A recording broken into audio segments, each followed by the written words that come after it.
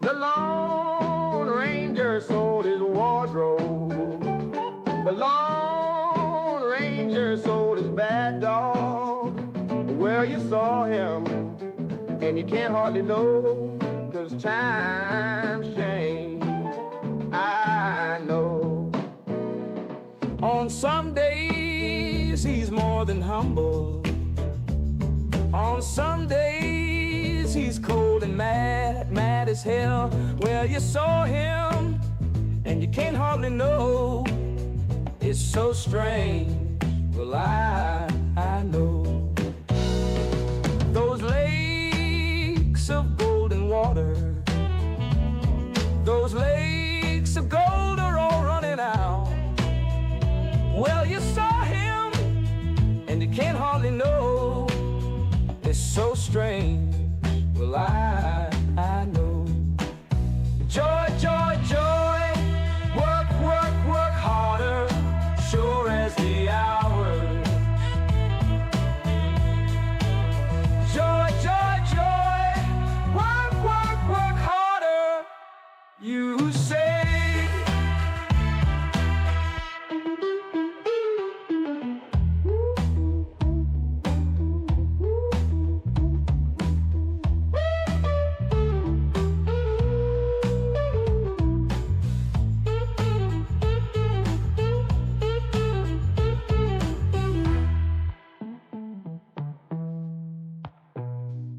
On some days, he's more than humble. On some days, he's cold and mad, mad as hell. Well, you saw him, and you can't hardly know. It's so strange. Well, I know. Those lakes of golden water, those lakes of gold are all running out. Well, you saw him, and you can't hardly know. It's so strange. Well, I know. Joy, joy, joy. Work, work, work harder, sure as the hours. Joy, joy, joy. Work, work, work harder, you say.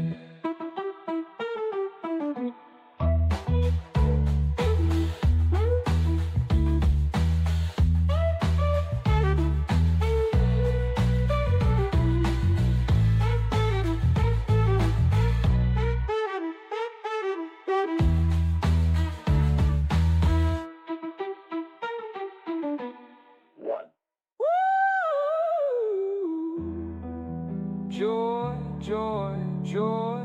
Work, work, work harder, sure as the hour. Joy, joy, joy. Work, work, work harder, you say.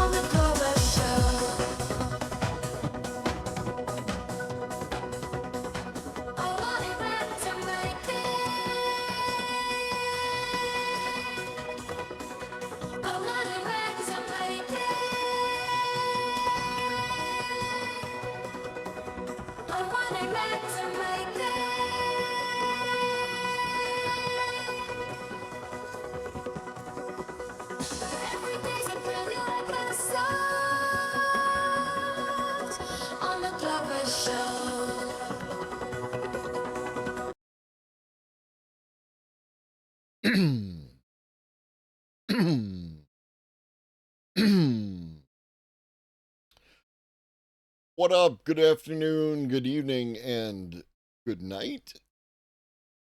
What up, Twitch? What up, PETA? What up, Holiday? What up, Matt? What up, CMS? What up, Pharaoh? What up, Cosmic? What up, bots? What up, lurkers? What up, tiny people in my chatterino? It's your boy back with another one. Back with another one. Why is the thing not working? The thing not on. The thing isn't working because the thing isn't on. Turn the thing on. Thing should be working. Thing is now on. Is it working? Is it on? Why is it not on? Every day. There it is. There we go. What up, Michael? Every day a brand new episode. Hope Twitch don't explode. Doo doo. Doo doo. Doo doo. All right. How did I do that again? So I did that this morning.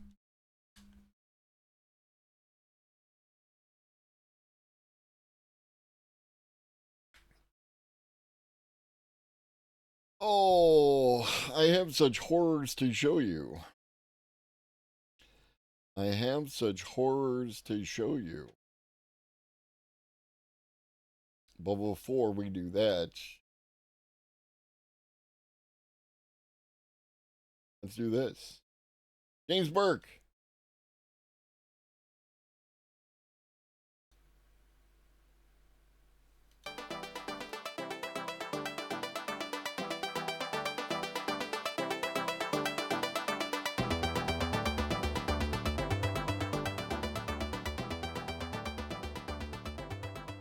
Hello. I would like to welcome James Burke to my web series. This is probably the youngest person I've ever had on there.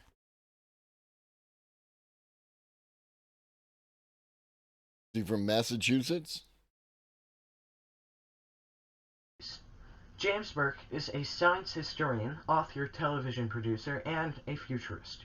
He has written for Scientific American, New Scientist, Vogue, Time Magazine, and the Encyclopedia Britannica Online. He has created and presented many television shows for the BBC, including the major television series Connections and The Day the Universe Changed. James Burke has lectured to audiences worldwide, including at the Smithsonian, MIT, NASA, IBM, Microsoft, the European Parliament, and the U.S. National Security Agency. He is currently in the process of developing a new Connection series about our future.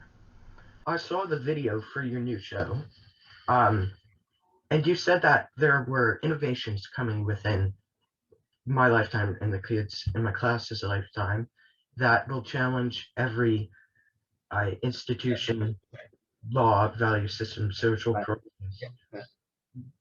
Did you have any specifically that you could say without spoiling your new show? Yes. The the one that interests me most of all is a thing called That is wild that this kid gets to talk to James Burke. That's cool as shit. a nanofabricator.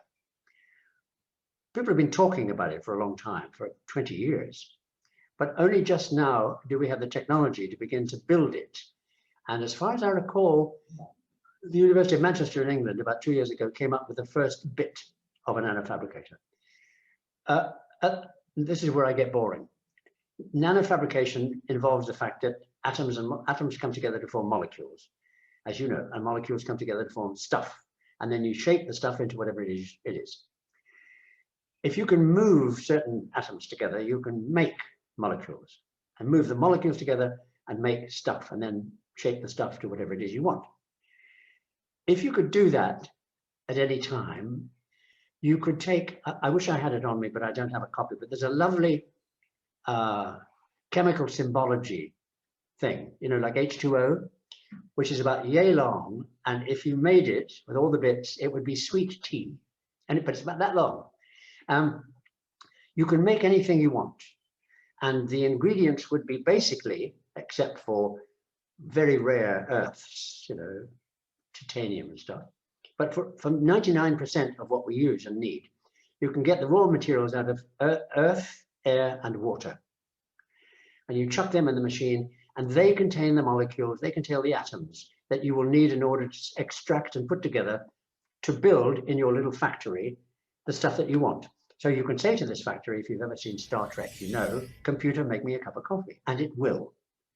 Now, this sounds like science fiction, but as I tell you, the first stage of doing this is being able to manipulate at the atomic level to bring together the right atoms into a group so that they form a molecule. That's already happened. So inevitably, sooner or later, we will build a nanofabricator, and that will change absolutely everything on the planet. You'll need nothing. You can live anywhere you like. You can create the kind of environment you want around you. You can leave no environmental footprint at all. I mean, almost anything you can think of will be handled when you are entirely autonomous, entirely self-sufficient, capable of having anything you want made by the nanofabricator. There'll obviously have to be some kind of things you can't make, like atomic bombs or machine guns, or whatever it is we decided as a society to tell the nanofabricator you can't do that. And then we have to watch out for hackers who will try and do it. But in the main, if you think about the fact that you can make anything you want for nothing from earth, dirt, and water, you can see how that will change every aspect of society, because society only exists for us all to be able to have what we need. And if we have it anyway, you see what I'm saying? And I think 2050 maybe for that. Do you think the price of them will be like televisions and be like crazy and then go down like computers, or do you think normal people will be able to have them? Have what? Nanofabricators. Oh yes, of course, of course. I mean, the whole point about a nanofabricator is the first thing it makes is another one. So you make 1, 2, 4, 8, 16, 32. The guess is about 2 years for one for everyone on the planet. And you obviously Wi-Fi the instructions to other countries to do it. And as I say, each nanofabricator makes its own copy, and that one makes another copy. So as I said, 1, 2, 4, 8, 16. So the cost will be negligible, because by that time we will be using stuff like perovskite to spray solar energy cells on everything, so that whatever kind of light, whether it's starlight or light from the traffic or light from the sun, everything we spray will generate its own power. So, whatever you want, spray your house, that's the power you need. So there will be no cost.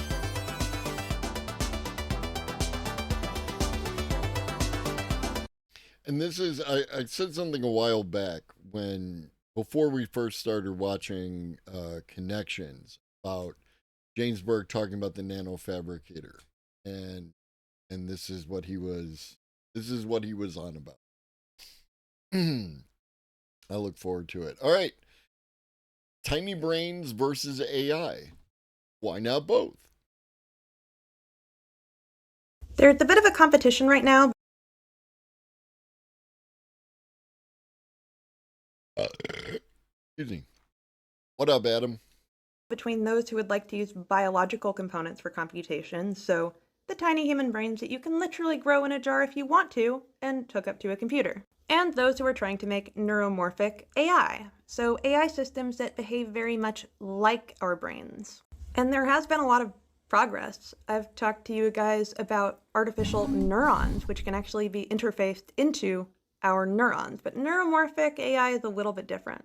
It takes the capacity of our own brains, the way that we process nonlinear information and turn it into linear, and tries to bring it back into a computer system. This actually works really well. But I'm going to be right back, but I'm going to let this run. Like, literally right back. so do our little brain friends. One of the great limitations on these guys is how long you can grow them for. When this research first started, they could last about a month before they eventually died of hypoxia. Now, we can keep them alive for a year or more. The idea of giving them oxygen with an artificial circulatory system really isn't out of the question any longer, so we could potentially keep them alive indefinitely. We're not there yet, but I don't think it's too far away. We also know that the longer that they grow, the better they get. They can process more complex information, and they can do it better. Of a sort, although people actually have turned this into literal, virtual brain organoids. Brain organoids, and yes, those are eyes. Do they work? Yes. They're ocular cups, the same structures that would develop in a person when they're a fetus, that would eventually become adult eyes. These guys can do a lot of stuff that AI on its own cannot. Traditional AI systems are really good at linear thought, so the ability to be able to do a bunch of calculations really quickly, neither your brain nor the organoids can do that. However, they can learn to play video games faster and better than AI systems can. This was shown when they played Pong. Does that say sentience? Yes, they are technically sentient. That's because these guys are capable of having an experience. That's the basic definition of sentience. The ability to experience something and then respond to it, which these guys can. In fact, you can even train them on dopamine and disordered signals. Hello, can I come back? There I am. CMS. It also it also might depend on your state and its relationship with your local provider. What up, Reed? So the idea was that you produce stuff on your house and you're supposed to be able to put it back into the system, and it's called net metering, where like it offsets and so on and so forth. But there have been shenanigans afoot. So I don't know what your, particular position is, but it's possible that you are going to be,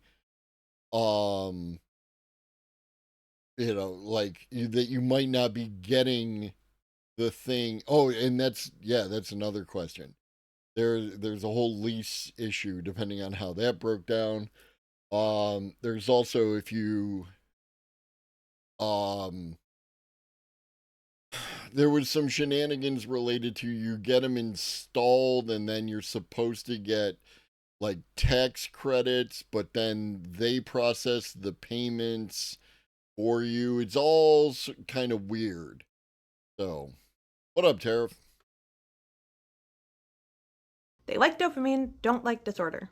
As for whether or not they experience pain, not to my knowledge, not yet, although they have been in charge of running several different kinds of robots with artificial neurons that could interface with real neurons. I could see them having proprioception and even the ability to experience pain. Now, what these guys are really good at is nonlinear thought. It's what we have to do when we operate our bodies. Brain organoids are capable of operating things that are soft and fleshy. Actually, neural reservoirs can too, and I covered that when we talked about virtual brain organoids. Now, when it comes to the difference between artificial brain organoids or real brain organoids, they don't really need to be divorced. What you see above me is the first commercial brain organoid operated computer put out by Cortical Labs. Now, you don't have to pay $30,000 to operate your own brain organoid computer, because you'd have to grow them too.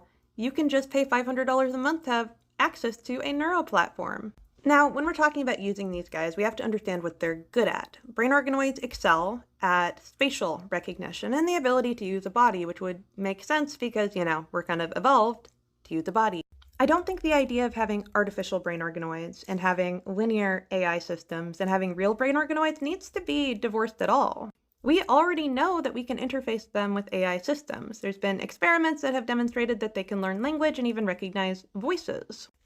Yeah, that sounds That sounds right. Like it doesn't have to do with the panels, it has to do with the environment that you're in and, you know,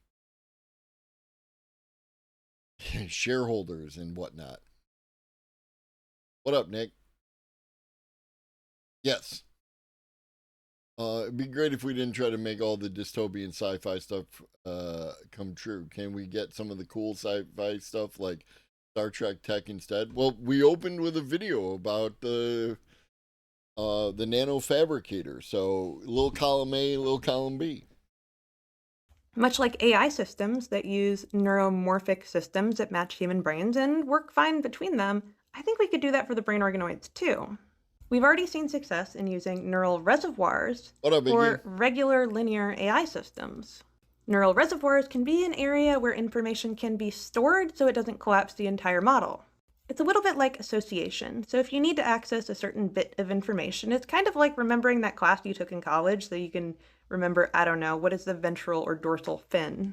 Those associations will go into that reservoir. What I think brain organoids could be really good at is operating agency. While they might not be able to handle that massive amount of information, I think we could use them to help make decisions. Agentic coding for AIs happen when you give it a job and give it the ability to carry it out on its own. I think a brain organoid could be really useful for having that real human spontaneity. I'm going to keep working and figure out if I could do that with an artificial neural reservoir, and maybe eventually figure out if we could do that with a brain organoid. Although, fair warning, I did talk to Cortical Labs about this idea, and they were not optimistic, but I do think I could make that work. I'll keep you updated. How do you feel about the idea of a computer? Next up, computers with blood, bio-inspired flesh bots. Why are we making these?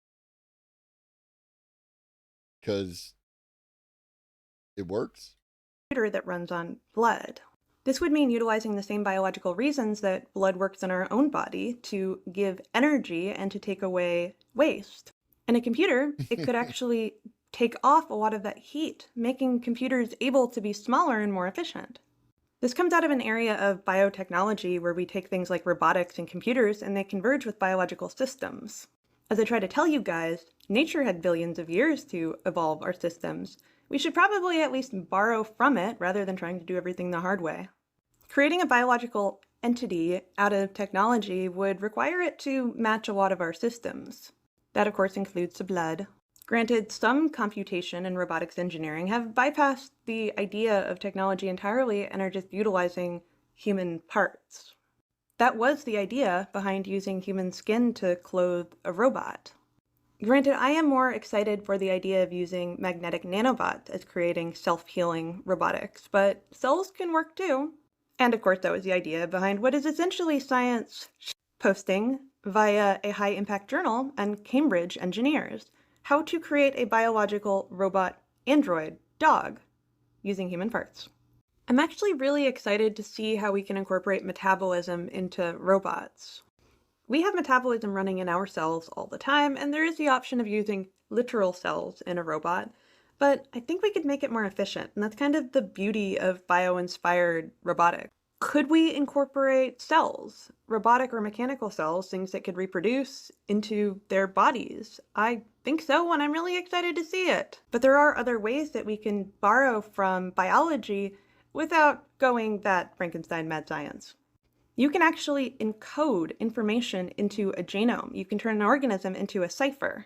You can borrow genetic memory and turn it into a movie encoded in the genome of a little critter.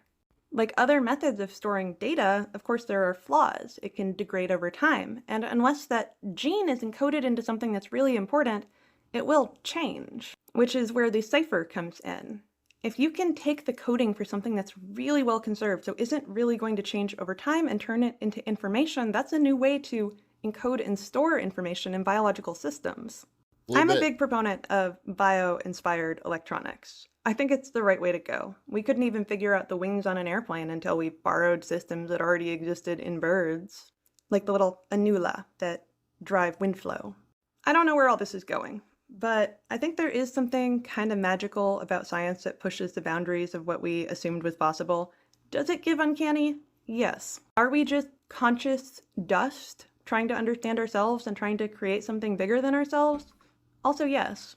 It's often said that if we ever interact with aliens, we won't interact with them, we'll interact with their technology. And I think that is true, and I hope that's what humanity gets to create. I hope we are eventually obsolete. Looking out into the world, I hope that a lot. Next up, more about that dog. I have found the most unhinged scientific paper of my entire life, and I love it. What you're looking at is a proof of principle for making a biohybrid flesh robot from human tissues in the form of a dog. Over the last few years, I have brought you Nightmare Fuel, biohybrid robot components made from human parts. What you're looking at here is a skin made from human stem cells that could drape over a robot and give a robot skin that could potentially feel, heal, and grow, just like ours. A little bit too much like ours because it's actually made of human tissue. But you don't really have to stop there. You can connect tissue to muscle fibers, also made from human stem cells. You kind of grow it together and then slap it together. And with new advancements, we can even make a vascular system for them so blood can flow. Now I know what you're thinking. If it's made from biological components, wouldn't it need to eat and breathe? Well, this group out of Cambridge thought about that. It could have an artificial lung system, so it would pull air in from its mouth, and then of course you would want a glucose drip to feed those tissues. It would also have mechanical components and would need to get rid of waste, but it would be fairly efficient. Now there is a problem. It could have AI components, but AI is not very good at running fleshy tissues. No, you need nonlinear thinking to run flesh. That's where the brain organoids come into play. Yes, the tiny human brains that we can literally grow in a jar if you want to and have run a computer, or flesh robots. So individual muscles would be controlled by a brain organoid, probably a series of ones, not dissimilar to ganglions. Each one would be incorporated with a computer chip, and that would probably relay information to a central AI component, likely in the head of the robot. But we don't have fully biological eyes, so I see no reason it wouldn't just see like a Roomba sees. Now, there are several issues with the flesh thing that have not been addressed yet. One of which is going to have an actual heart, and I suppose they could do something like an ECMO system. That's an artificial heart that can do the job of a person's if your heart's not working. The flesh probably would be prone to embolisms and things like necrosis, so it may end up getting infections, which in my opinion would make a perfect horror movie robot. The decaying zombie flesh dogs. Now there is the issue that we haven't really fully developed an immune system for tissues grown in a laboratory, but researchers are working on that, and we do have immunocompetent organoids. One of the other questions that you should probably ask yourself is, why human tissue? Actually, why do this at all, but why human tissue? As for the at all, I think that's just because we can. I could lie to you and say that this is more efficient, but it's really not. This is essentially a proof of principle for designing an artificial organism out of individual parts that should have never been in this shape. It probably has medical applications, but that's actually the reason why human tissues would most likely be used for such a thing. In the research that you'll read that has things like the tiny human brains, they often use human brains because they are the most efficient brains we know of, but also because it's applicable for medicine. This is why even with induced strokes in mice, they used human brains to heal it. If you started out with mouse tissue and then decided to move to humans, you would end up having to overcome a significant barrier. If you just started out with humans, then you can move immediately to the next model, which has been done in monkeys. And yes, each of these individual things may be used for nightmare robotics, and unfortunately that's one of the reasons that we see a lot of this technology come out of private industry. Nightmare robotics. Things like this could be really applicable to medicine. We could have artificial skins, things like transplants. We could even heal organs that have been perforated with these kinds of patches made out of a patient's own tissue. Or we could have nightmare robotics. Your play. The origin of multicellular life may have The origin of multicellular life.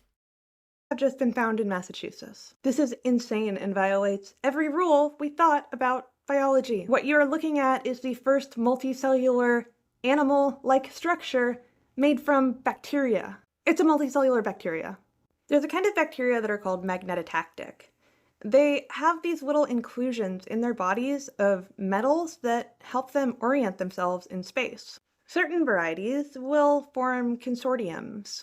That's a multicellular cluster, and until now it was believed that these were just clones. But they're not. They're actually each an individual, and they're metabolically diverse, meaning they're not related. They're doing different work in the cell. They have a division of labor, and the weirdest part, they can't exist alone. They're required to divide as an entire structure. This means that they are essentially an animal. Now in our cells, we have these little organelles, so different cells that do a different job, and they're not related to us. Mitochondria were probably another organism entirely until they decided to work with our cells. We have the big three: mitochondria, chloroplasts, and more recently discovered nitroplasts. Nitroplasts are very likely evolved from what used to be a rhizobia. They're intracellular symbionts that are closely related to pathogens. It seems they started out as a pathogenic species and then became symbionts, and these little guys became an organelle. And we've seen some examples of organisms reducing their genomes as they live parasitically on another organism. It's why a lot of the endosymbiotic theories, so the idea that we had another organism that came in and eventually lost its ability to live independently, was a parasite initially. There's a lot of debate about how multicellular life came about. One of my favorite examples as a hypothesis are social amoebas. They live most of their life as a single cell, but when nutrients are scarce, they come together and form an aggregate. They turn into what is for all the world a slug. Like our little bacterial friends, these guys are also genetically diverse and metabolically diverse. Some of them are involved in locomotion, some of them are involved in different aspects of metabolism, and they walk along a surface until they find a place that has enough nutrients. They'll then go back to forming individuals, or they can make a vegetative structure, a fruiting body, where they reproduce. In fact, since these guys are all individuals, some of them have sacrificed themselves to form a fruiting structure for the good of the organism. I say that in quotes, organism, because they are technically each an individual forming a greater body. This isn't the only way that we could have gotten animals. There's a lot of examples of what appear to be intermediates between single-celled critters and animals. One of my favorite examples is the blue-bottled jellyfish. They spend part of their life as an individual, and then they can also get together and form a body plan, and these guys are clones. So this would be more similar to what we think of as animals, where all of you, except for, your organelles, share the same genetic code. My personal opinion as a scientist myself, I think that it's unlikely we had one event that formed an animal body. I think it probably happened multiple times independently. Different animals formed in different ways. We have the blue bottle jellyfish. What if it decided to just not go back to being an individual? Or the social amoebas. What if it stayed in slug form permanently? As for these guys, that's what they did. They came together and then eventually they became a permanent structure that needs each other and can no longer evolve independently. They can no longer reproduce independently. In order for these guys to get organelles and make it from being a prokaryote to a eukaryote, so bacteria versus us, they would need something like a parasite to come in and eventually reduce its genome enough so that it becomes a working member of the body. That's what it takes. That would make them an animal as we traditionally think of them as. Found in frickin' salt marshes in Massachusetts for some reason. You may have seen a news article stating that... Alright, last GT. Scientists may have miscalculated how many humans are on Earth, which is wild, may not be factual. We're going to find out. You may have seen a news article stating that scientists may have severely miscalculated how many people are on Earth, but never gave a specific number. Hi, I'm your favorite dysfunctional scientist, and I've run the numbers for you, so you don't have to. Right now, there's roughly 8 billion people on Earth. And some researchers got together and found out that there's been severe underreporting for rural populations. That makes sense. Many countries may not have the infrastructure to actually count how many people are living in rural areas. It's also a bit more complicated than just looking at census data to figure out how many people are living in certain areas and how many occupants there are. What up, Walton? Let's think about it a little bit. Roughly 43% of human populations live in rural areas. They suggested on the low end they may have miscalculated by roughly 53%. If that's true, then we're looking at a human population of 11.91 billion. That really would be a severe undercalculation, and very disturbing because we have reached roughly, that 10 billion carrying capacity that everyone likes to say. I'm also not entirely sure why they say 10 billion. I would say we've already reached our carrying capacity, but we can get there. Now the math gets a little bit hazy, and this is probably why they didn't get specific numbers for you. Many countries, despite having large rural populations, really aren't that bad at undercounting. Let's assume just a third of the rural population has been significantly undercounted. That would give us more like 500 million people that have been undercounted, bringing us to somewhere between 8 billion and 8.6 billion people on Earth. Still a massive undercalculation. What does this mean for us? We may be closer to that carrying capacity than we thought, and let's face it, the world is not doing great. You can disagree with that, What up, ribbons? but we have 3% of total insect biomass disappearing every year. That is insane, and we need insects. I've seen varying estimates on it, but some say that we use between 13 and 50% of all primary production on Earth. From my own field, I know that we double primary production on Earth in the form of usable nitrogen, which is insane. We have very clearly changed the landscape. We can see that from space. A lot of researchers like to call the current state of things the Anthropocene because we are experiencing a mass extinction event. We are seeing the decline in human birth rates, so it's believed that we'll reach the carrying capacity and start to see a decline within the next century, perhaps sooner. If certain events happen, we may see human population decline anyway, as we have seen many times through history. One thing I do know is that anytime we have a large, relatively homogeneous population, we do see things come in and reduce that population. So I wouldn't worry about it too much. What I do worry about is just making the Earth a pleasant place to live, for ourselves and for our children. Somehow we have the most technologically advanced society that Earth has ever seen, with a declining literacy rate, the production of more than enough food to feed the entire world's population, and yet malnutrition is rampant. Also, why can't the world have healthcare? Really, why? Why can that not be priority number one? I do not have answers for you, but yes, there's probably a lot more people on Earth than we thought.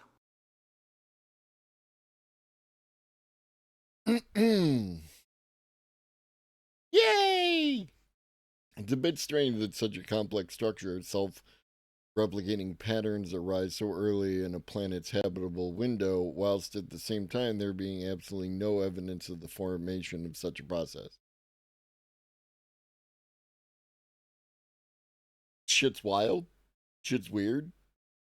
The universe is a strange and magical place, and this is why I don't need religion or conspiracy theory, because the universe is a wild and magical place.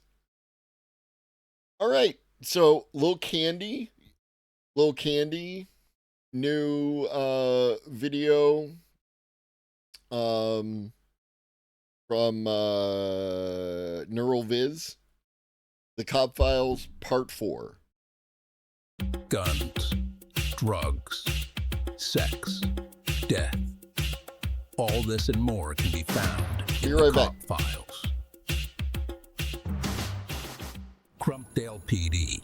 Officers are eager to meet the new investigator brought in to look at the murder of Prag Snarbo. All right, what can I tell you? My name's Switch Pruckett. I'm a shoot first, ask questions while I'm still shooting kind of glaring. I've been a deputy out in West Deedle going on 5 years now. We do things a little differently out that way. We call ketchup gravy, and we call gravy slurp sauce. I guess that's about it, about what we do different. I am terrified of prisons. Yep, I have a fear of prisons, which I know is weird because I put Glurans in prison. But I will not step foot in one. No, sir. No. And last but not least, I'm about to be anointed sheriff next week. The West Deedle Sheriff is anointed every 5 years at the rise of the Piss Moon. The individual must be present on site at the time of the Piss Moon in order to receive their sheriff's badge, or the next in line will be anointed. The anointment is then made official with the opening of a complimentary jelly bar. My mama was sheriff of West Deedle when I was growing up. She unfortunately died on the job. She died of death. Left me and my pa. He's a switchblade enthusiast, and after my ma passed, he really buried himself in the blades. And that led to the drugs, of course, as the blades always do. Reister Puckett is a 3-time Switchblade champion in the stabbing category. He is also famous for his controversial and not yet verified discovery of what he believes to be the lost city of America. My pa don't like that I'm following in my mama's footsteps, but I just want to honor her legacy by taking up the mantle. So he don't talk to me no more. I call him every day and he don't pick up. But we ain't here to talk about me being a deputy for 5 years and my intending anointment to sheriff or my fear of prisons or my ma being dead, my dad not talking to me because he loves switchblades and drugs and I call him every day and he don't pick up. We're here to talk about Prag Snarbo. Detective Prag Snarbo was gunned down on the job after valiantly rescuing the non-famous Tiggy Skibbles. Due to a lack of evidence, though, the case went cold. There were no leads, no suspects, no murder weapon, and Prag Snarbo's body was lost in a completely avoidable freak accident. Yeah, that's on us. We lost him almost immediately. You know, you set something down so you could see if it's possible to run 10 seconds in under 10 seconds, and the next thing you know, body's gone. It's like losing your keys, but your keys are a victim in a high-profile murder case. And like keys, he's probably just somewhere in the couch cushions, am I right? I did check, he's not there. We lost him, for sure. I never knew Prag, but I got a lot of respect for that glur. And normally folks wouldn't care about a murder, but because he was a cop, they're flipping their gravy. And I know there's a couple of vigilantes out there, the resistance or whatever they're called, say may have info on the case. But if they have info, they should just come forward. Stop prancing around in the dark like darkness prancers. The Resistance is a terrorist organization that disrupted broadcasts all across Monovision. Although they have not been heard from in some time, they did add fuel to the fire in the public's outcry to bring justice for Snarbo, which led to a reopening of Prag's case. So Gut brought me in to reevaluate the case. We trained together back in the day before he went off to the MBI. I think he wants to give the public peace of mind by bringing in an independent investigator such as myself. So I agreed to give the case a quick look. After sweeping the crime scene, Deputy Puckett did find one piece of evidence that got overlooked. Yeah, I pretty much tricked on it when I walked in. Don't know how they missed that the first time around, but, we'll see what we got here. Maybe we'll get some elbow prints off it. The evidence is sent to the lab for examination. I loved Prag. I would have died for him. But he's already dead, so now I have nothing to die for. I'm glad, though, that Switch brought in this piece of potentially crucial evidence. We'll run some tests and hopefully figure out who the killer is. While the lab is at work, Switch hits the phones to uncover any more leads. Hey, Daddy, it's me. I'll just leave you a quick voicemail since you didn't pick up. And then I had that prison nightmare again. I woke up firing my gun, as I always do. It was pretty scary stuff. And, anyway, just, give me a call back. With no luck, Puckett heads back to the lab to check on the test results. So yeah, we have some very interesting findings. We first lit the evidence on fire to test how it burns. And it burns normal, and is now gone. We probably should have started with the other tests. And with that being the last piece of tangible evidence, it looks like I'm heading back to West Deedle early.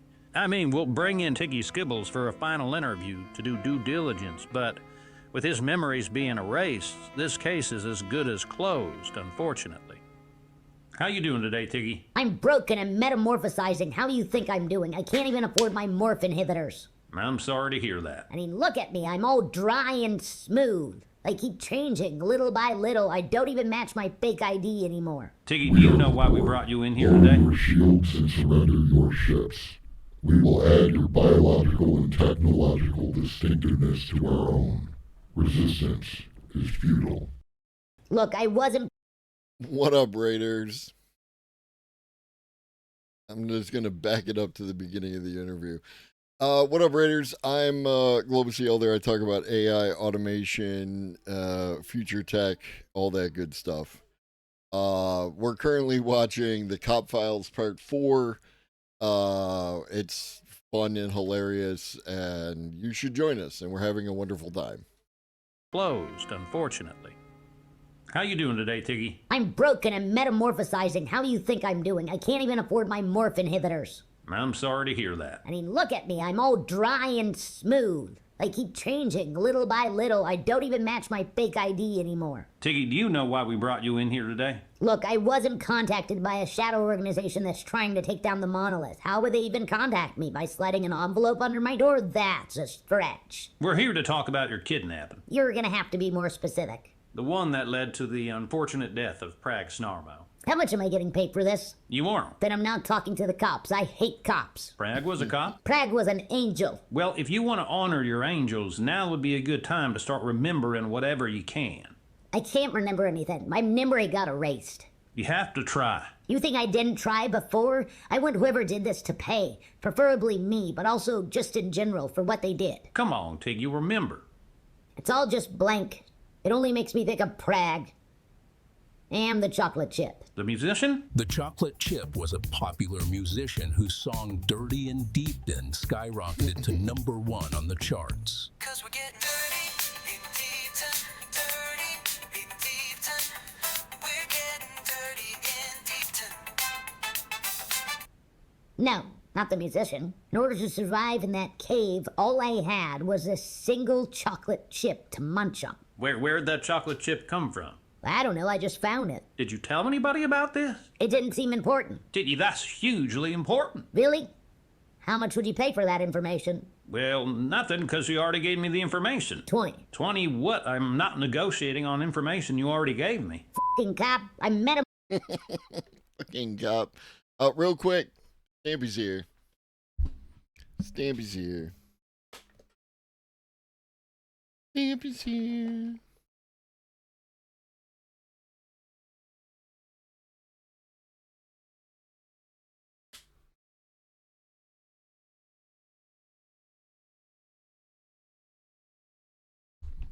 And now he's received his final snack. And he will expect a couple of pets, and then he will leave. Right? That's how this works.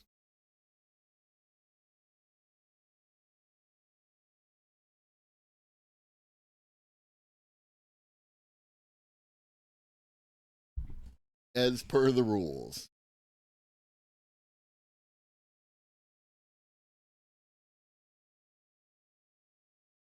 More emphasizing over here. I'm smoothing out. This chocolate chip is a bona fide break in the case.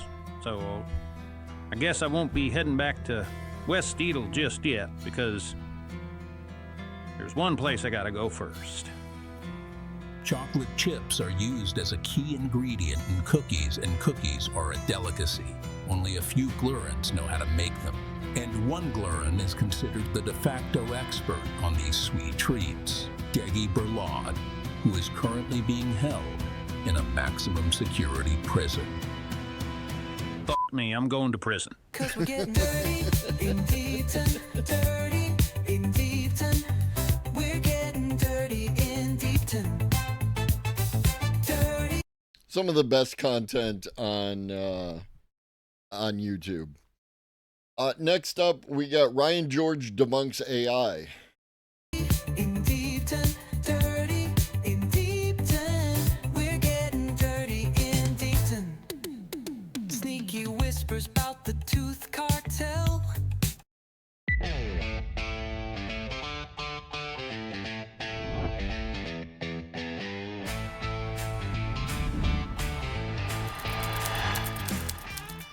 According to ChatGPT, Ryan George was born on May 20th, 1990.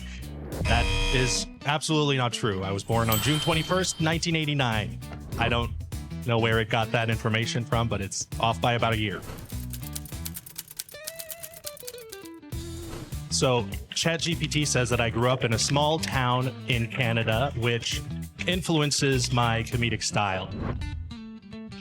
I mean, I grew up not in a small town, but in a smallish city in Canada called Laval with like 500,000 people living there, just a little north of Montreal. I wouldn't say that it influenced my comedy in any way. It's just where I grew up. I don't really talk about it. Ryan George studied film at the University of Ottawa. No, I didn't. That's just false. 100% false. I've never even been there. ChatGPT also says that I honed my storytelling skills at the university, Ryerson University in Toronto, and that is also false. I don't know why ChatGPT thinks I went to these Ontario universities. I did not at all. Ryan George studied film at Concordia.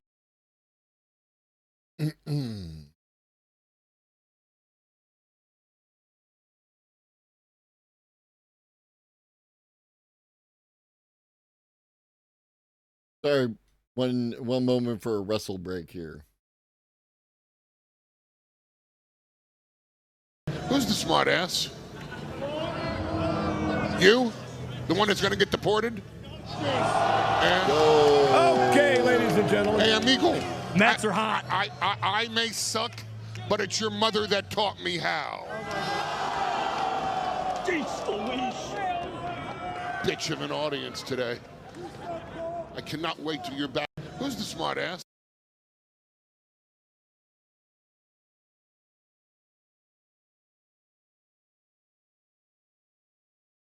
I mean, to be fair, Paul Heyman, what up, Maddie? Paul Heyman has been known to go off. But he usually has a little more class than that.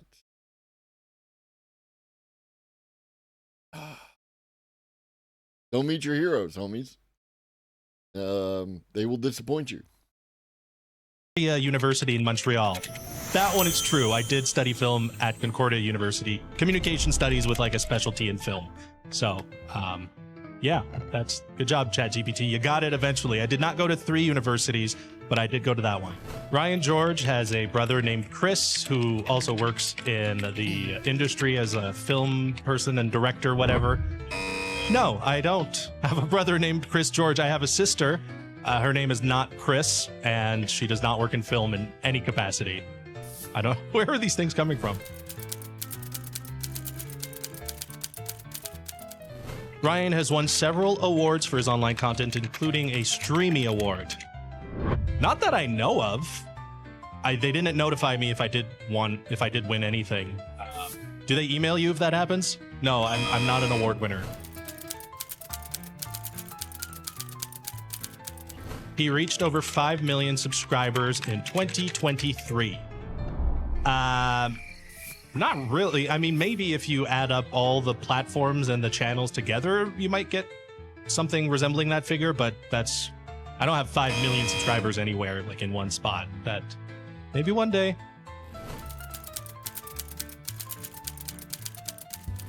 Ryan George has a dog named Bella. Ryan George does have a dog, but his name is Louie. Bella's a beautiful name, though. Maybe if I get another one. Bella and Louie. Sounds like a good combo of dogs. Ryan is also an accomplished musician, having released several albums before his YouTube fame. No, I'm not an accomplished musician. I can't even play an instrument. I can do the song, that tequila song. I could do that at karaoke where you just have to say the word tequila every couple of minutes. Tequila. Ryan George has mentioned in interviews that he can hold his breath underwater for about 30 seconds. I don't know that I've mentioned that in interviews. That seems like a very normal amount of time.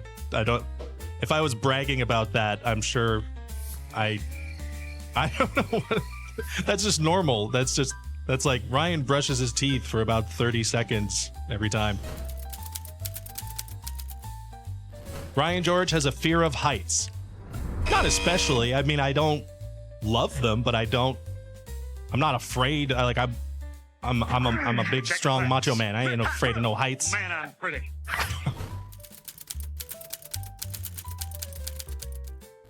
The first episode of Pitch Meetings was released in 2018. Very close. The end of 2017, like November 2017. It's basically 2018. Each episode runs about 10 to 15 minutes. God, no, that's so long. No, like 5 to 7, maybe. It would take me weeks. What up, X1011? Also correct. if Ryan George only brushes his teeth for 30 seconds, then he is doing 1/4 of the work that he ought to do for brushing his teeth. And he is doing none of the work that he ought to do in order to make this funny. Maybe it's funny to you. Maybe you're enjoying this. This is entertainment for someone. 14,000 people thought that this was good. So to do 10 to 15 minute episodes, and I don't think people would stick around for that long. The series features Ryan as both the writer and the executive, humorlessly simulating a pitch meeting where ridiculous film ideas are presented. Yes. I like the shade being thrown by referring to it as humorlessly. That's true. You got it. Good job, Chat GPT. Each episode typically follows a formula where the writer presents an outlandish idea and the executive responds with enthusiastic and often nonsensical questions or comments. Also true. That's a good description. The executive's name in Pitch Meeting series is Guy. No, it's producer Guy. So, half points. The writer's name in Pitch Meeting series is Ryan. No, that's my name. The character's name is Screenwriter Guy. So, no points. In Ryan George's Pitch Meeting series, there have been a few guest stars who made appearances. Here are some notable ones. Kirk Thornton, known for his voice work in various animated series and video games. Eugene Cordero, actor and comedian recognized for his roles in shows like Loki and The Good Place. Chris Redd, comedian and former cast member of Saturday Night Live. Caitlin Black, actress known for her role in Heart of Dixie. Drew Tarver, actor and comedian from shows like The Other Two. Lindsay Ames, actress and writer who has appeared in several sketches. Not only have those people not appeared in pitch meetings ever, but I've never even spoken to them, nor do I have any connection to them. I've such a random assortment of people, I don't know how ChatGPT thought that up. There have been a couple of guest stars, though, in pitch meetings. James Murray from Impractical Jokers, also known as Murr. There's been Simu Liu from Marvel. There's been Matt Pat from YouTube fame. And that's about it. None of these people, although I'm sure they're lovely. As of now, there are over 100 episodes of pitch meetings on YouTube. Technically true, there are over 100, coming up on 400 in a couple of months, though. So, you know, I guess you win some points. The catchphrase for Ryan George's Pitch Meeting series is often the humorous line, "So what's the movie about?" That is a hilarious line, but that's not the catchphrase at all. It's super easy, barely an inconvenience. I do say "So what's the movie about?" Occasionally, but that hasn't really caught on yet as a catchphrase. Another common phrase used in this series is "love it," which he often says to express enthusiasm about a ridiculous idea before diving into the details. No, that's not a catchphrase either. I would say the second catchphrase would be saying that things are tight. Love it. I can't even, I've probably said that a couple of times, but that's definitely not a catchphrase. All right, so that's it. Thank you, ChatGPT, for getting most of the facts about myself and my show wrong. I actually kind of do like the fact that AI doesn't know a ton about me. Let's keep it that way.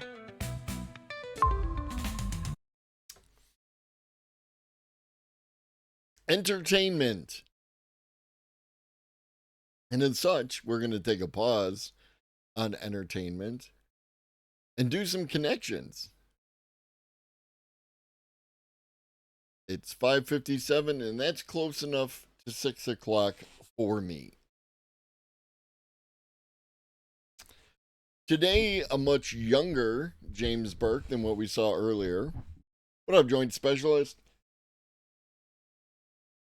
Connections to episode 17. One word. Yes, you could hear the quotes, right? When I said entertainment. Oh shit, I'm sorry to hear that, Reed. You hit me up in Discord if you want to talk about anything, always, right? You understand that, always. I'm available to you, all right? But in the meantime, here's connections.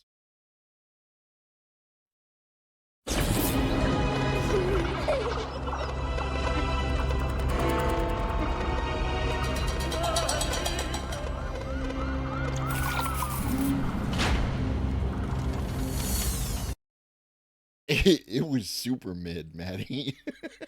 It was. Like, I too like a little Ryan George. But yeah, that was like super low effort.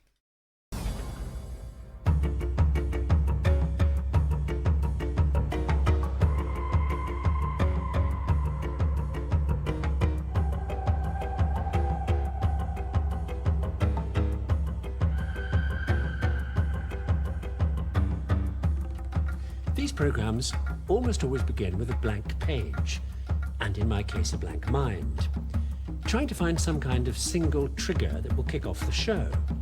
An idea.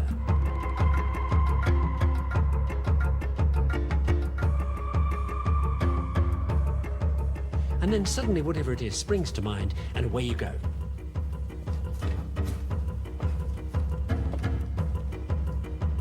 Sometimes, as in the case of this program, all it takes to change everything is this.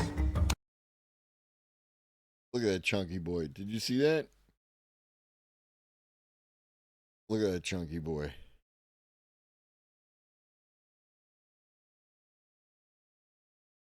Amazing piece of... You could probably drop that down a flight of stairs and it'd be fine. Is this. One word.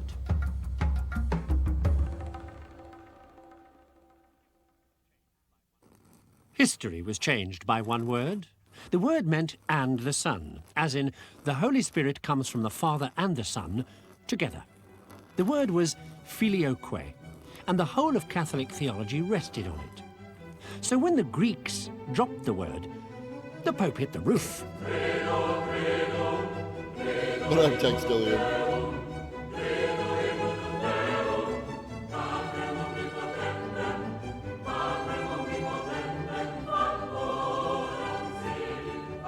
The papal fuss went on for 400 years, with Rome threatening to chuck the Greeks out if they didn't put filioque back, and them saying, oh yeah. And finally, in 1053, they got the boot. About which they could have cared less, living as they did in imperial Constantinople.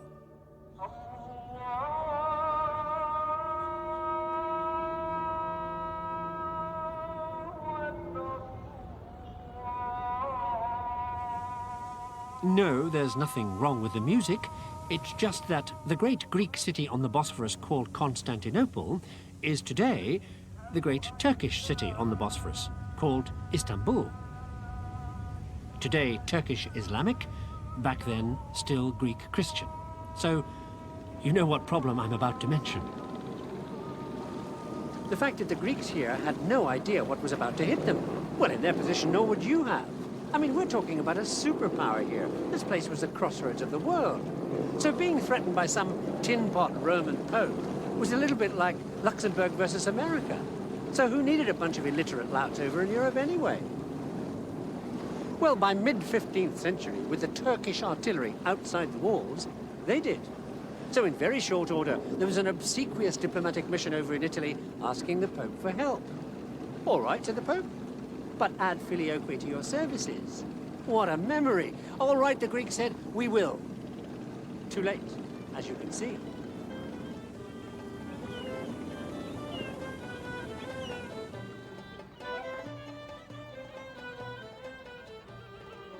In 1453, the Turkish army took Constantinople, changed the name to Istanbul, and everything went instantly Islamic. And all of a sudden, those Greek diplomats off in Italy, haggling with the Pope about a rescue mission and filioque and other matters now kind of irrelevant, had two problems. Nowhere to come home to and no job. Fortunately, however, they could do one thing their Italian hosts couldn't.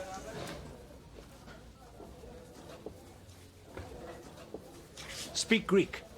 So they gave the Europeans language lessons and kicked off what we call the Renaissance, because when the Italians got a sight of the books these guys had brought along with them, they went nuts.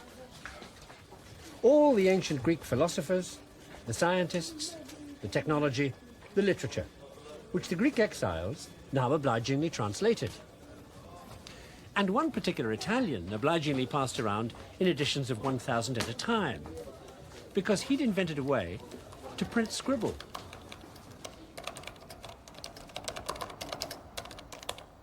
The printer in question was called Aldo, and he lived in Venice, which, as you were no doubt expecting, takes us to sunny Italy.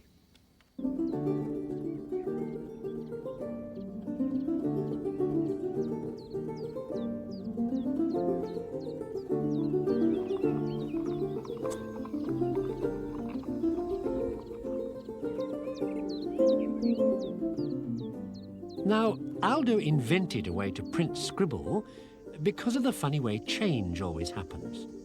The first version of a new invention looks like the old thing it replaces. The first car looked like a carriage. The first movie looked like a play. So Aldo had to print stuff that didn't look like printing, but manuscript. When life was all parchment and scribble, people abbreviated. A bit like this. That's cool. The mobile quill and inkwell. They would have thought the way we write words out in full, like that, was pretty dumb. So the first printers had to make their printing look like handwriting, like this. At the time, full joined-up writing was, as you can see, a pretty laborious business if you wrote it out in full. No good to a hotshot businessman who was going to lose his shirt if the contract wasn't ready in triplicate in the next 10 minutes. So they scribbled. Anything to save a bit of time and close the deal. Which is what makes manuscript reading today such a pain. So that printer I said printed scribble did that because in 1501, in Venice, he came up with a print equivalent of scribble. We call it italic. Look how small it is. And that's a good thing for another reason, because the most expensive thing in the whole of printing, typeface, leather binding, printing press, wages, is paper, which italic saved by being small.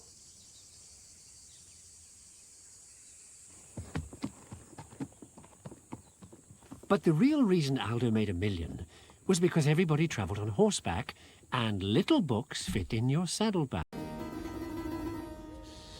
Sorry. I bumped the keyboard.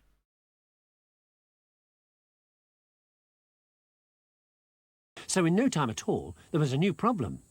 Book overload.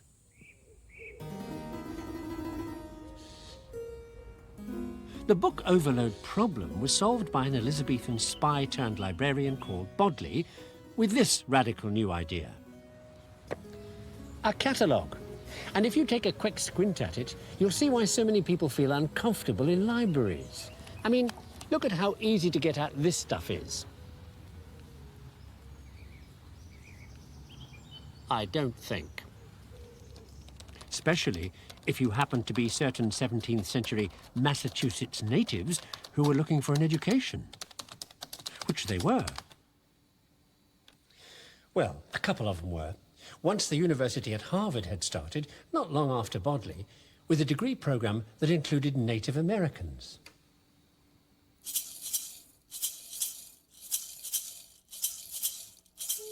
Things might have gone bad between them and the colonists later on, but at the beginning the relationship was peaceful, and the Puritans were keen to educate them and, of course, convert them to Christianity. So they built a special annex to the new college at Harvard, and 2 Native Americans got BAs. Did it say Toshiba? And if it's Toshiba, then it's what you call it, like a ThinkPad.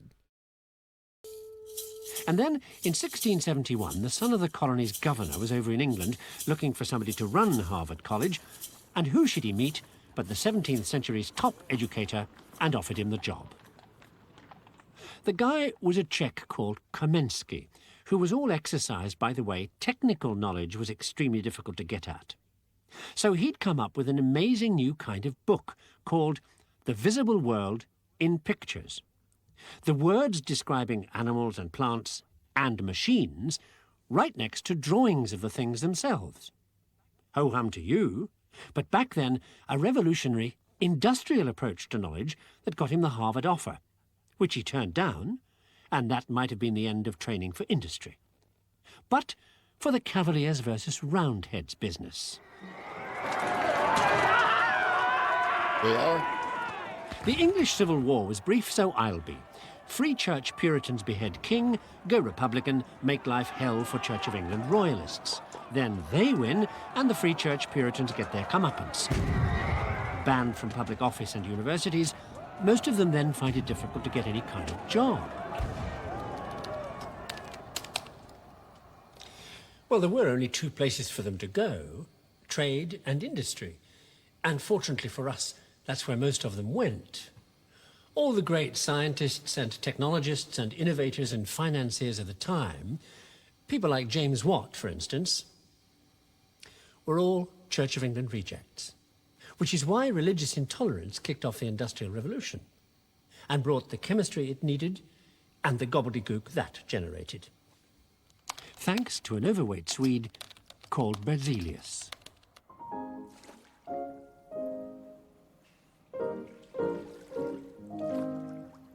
Berzelius spent most of his life in health spas, taking care of his hypochondria and blowing his blowpipe, which he took everywhere with him.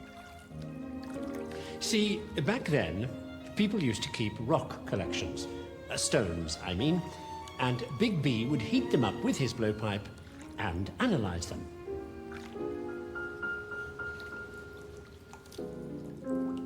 This trick went over very big at parties, and Berzelius loved parties. And then in 1812, he ruined my life. Because it's Berzelius you have to thank for all that stuff we used to hate in chemistry class. Remember the poem? Here is the grave of Willie Smith, alas, he is no more, for what he thought was H2O was H2SO4. Ho, ho. This is all Berzelius.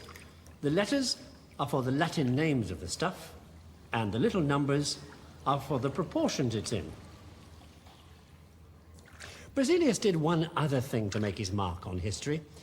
Earlier in his life, he'd blowpiped a strange rock found in a Swedish iron mine. Turned out to be a new element. And funnily enough, he didn't name it Berzelium or Swedonium, as you'd expect. He called it Cerium, after the newly found asteroid Ceres. Well, found and then lost. The strange thing is, the astronomer who'd found Ceres knew where to look, until he lost it. Because back in 1772, somebody had discovered how numbers were involved in planetary distances. If, say, the Sun to Mercury was 1 unit, the Sun to Venus would be 2, to Earth 4, Sun to Mars 8, Sun to something 16, and Sun to Jupiter 32.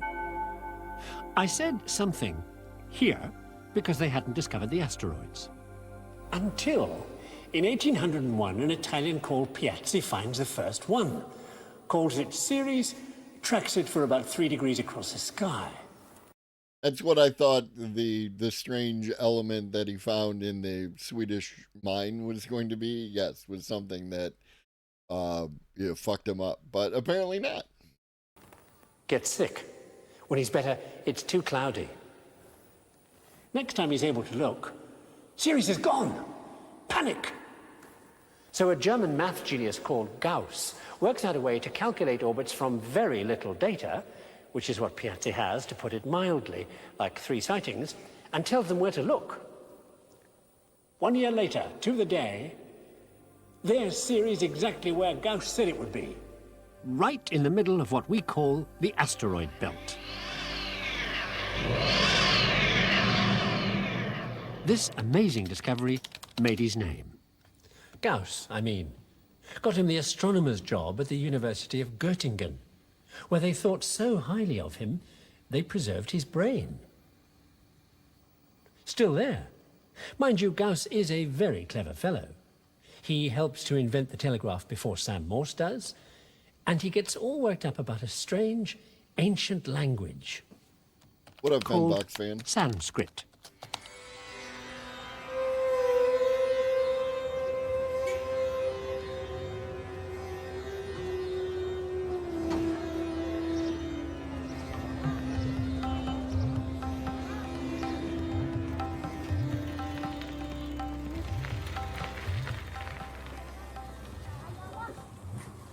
The first the West gets to hear about Sanskrit is when a Welshman called Jones is made a judge in Calcutta. Now, he's interested in Sanskrit because Indian law is written in it, and he is, after all, traveling around dispensing Indian justice. So the first kind of Sanskrit he sees is this stuff, Sanskrit legalese. It doesn't take him long to recognize that this is much older than Latin or Greek. So he writes a grammar. Totally turns on the guy who got Gauss into Sanskrit, remember? A fellow called Grimm, who promptly traces Sanskrit all the way back to what he calls the Indo-Europeans, everybody's ancient ancestors, which is exactly what Grimm's fellow Germans are desperate for, because it gives them a sense of identity. The key thing for the Germans at the time is they need something to be proud of, because Napoleon's army has recently totally clobbered them.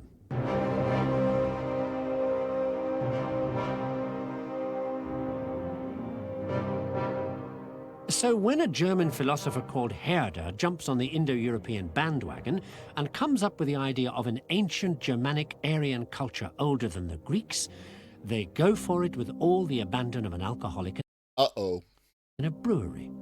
In no time at all, there are fake medieval paintings going up all over the place, with all that Indo-European pizzazz covering room after room of equally fake medieval castles, with the latest electric light and Teutonic music to match.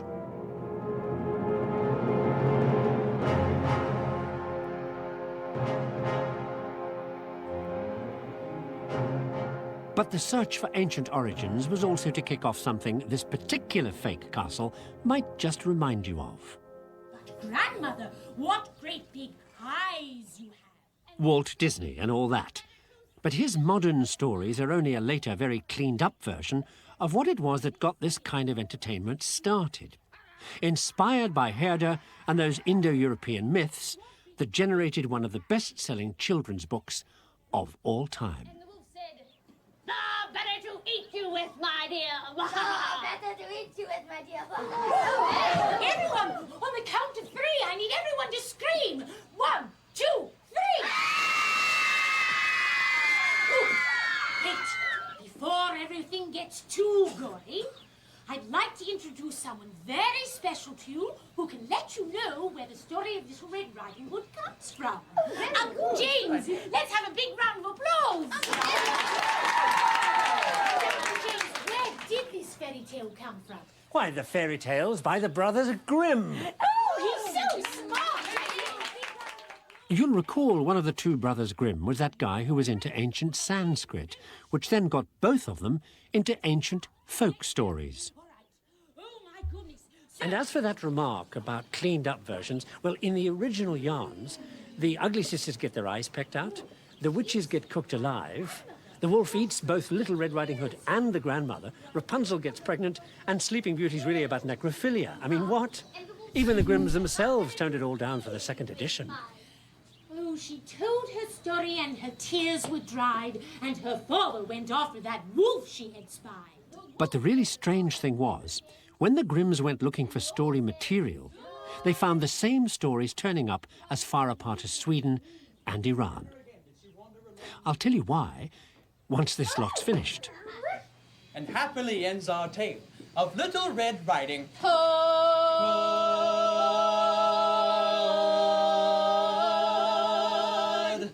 The end. Thank you.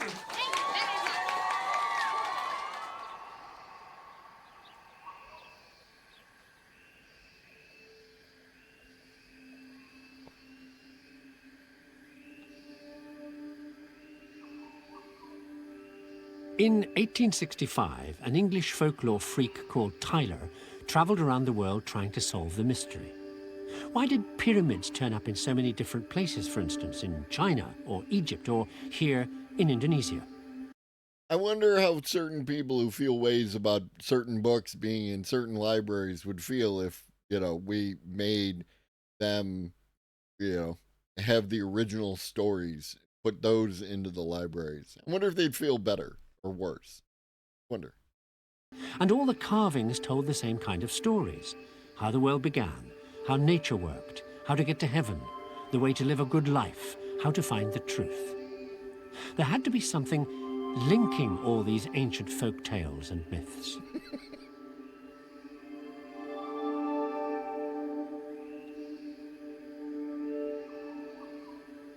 Maddie's set to go off on the people in their why are there pyramids in the Middle East and in South America and in Southeast Asia? What's up with that? Maybe it's aliens, or maybe not.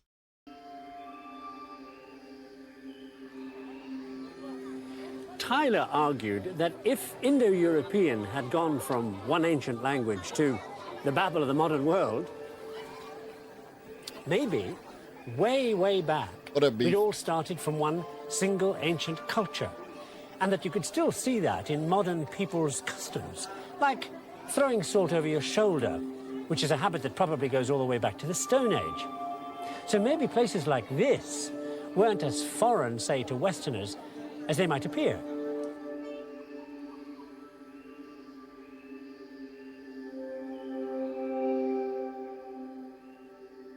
When Tyler stopped traveling, he went back to England and kind of invented cultural anthropology and became the director of the first real anthropology museum, the Pitt Rivers Museum in Oxford.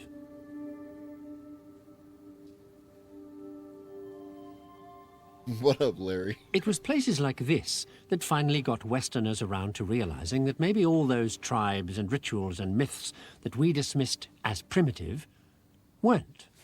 Hey, Larry, I saw something came across my timeline of like, oh, there's something buried under the pyramids, like recently within the past, couple weeks. And like, I was like, I just noped the fuck out. It's like, I don't even want to know. I don't want to know. What up, Daddy boy? That their cultures were as valid in their own way as ours were. Yes. Well, that's it.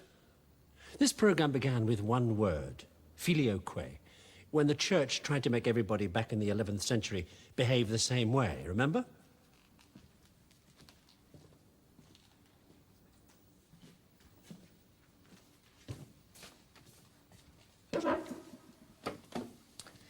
Ironic that it should have led us to cultural anthropology.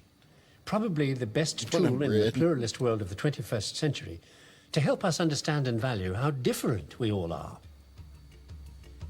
So, having started with one word, here's two.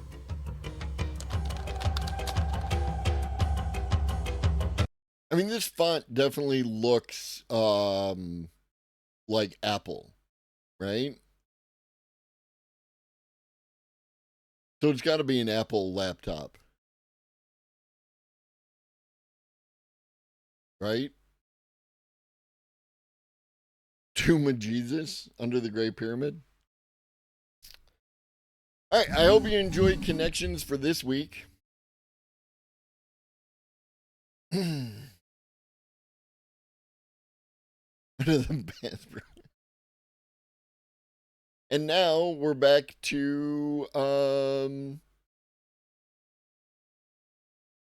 gonna ease in. We're gonna talk a little sci-fi, if you're all right with that, and I know you are, because you wouldn't be here otherwise. The best Star Trek that isn't Star Trek at all, from Giant Freaking Robot.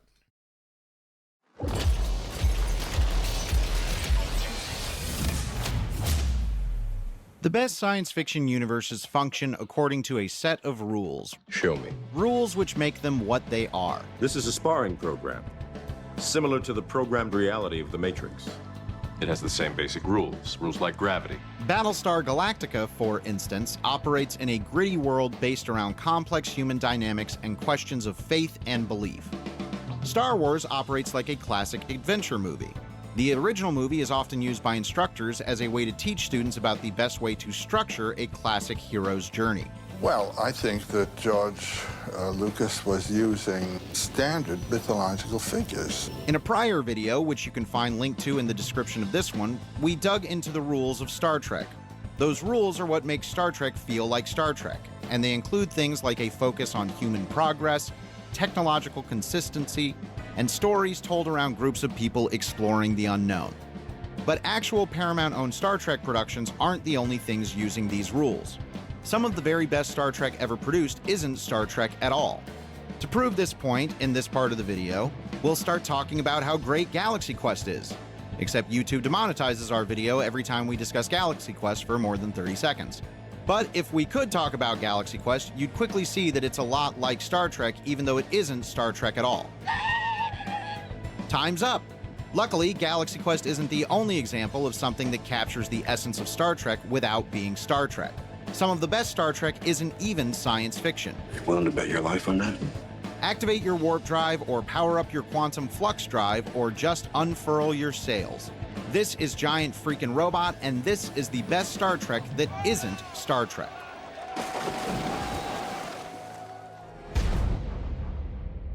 Inspired by William Brinkley's novel of the same name, The Last Ship was a 2014 television series focused on the crew of the USS Nathan James, a Navy destroyer left on its own after a global pandemic wipes out all governments and militaries. The show centers around Captain Tom Chandler, played by Eric Dane, a Captain Kirk-style character leading his crew on a mission to save the world. I'm Commander Chandler, ship's captain. In The Last Ship's first season, when the Nathan James is totally on its own and traveling the world looking for scientific discoveries to cure the plague, the show plays out exactly like a great season of Star Trek. In subsequent seasons, The Last Ship morphs into something else, but that first one is a great modern-day military take on the Star Trek aesthetic, and worth watching as a single-season, self-contained story. And I have good reason to believe that the American government is no longer functioning. Me too. The original Lost in Space debuted on television in 1965, a year before Star Trek. Like Trek, the show follows a small crew on a journey through the galaxy. The biggest difference between them is in the crew dynamics. Lost. I watched so much of the original Lost in Space as a kid, and I'm a huge fan of the reboot on Netflix. It is. I enjoyed it. I enjoyed it a lot. I thought it was.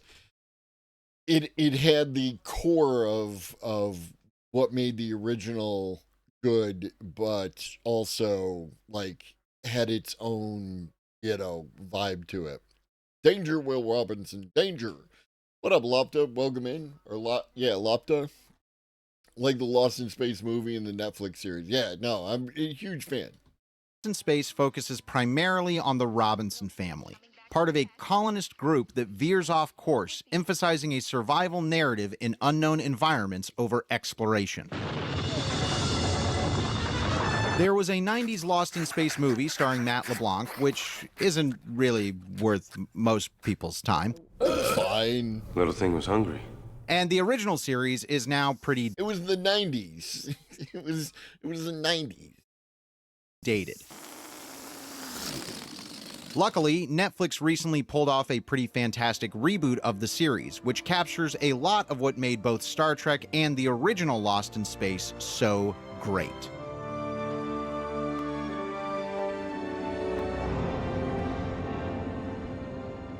The 90s Stargate movie launched an entire television franchise based on the adventures of humans traveling through stargates to visit unknown worlds. The important thing, Danny, is that you can like whatever media you want, and no one is allowed to tell you different.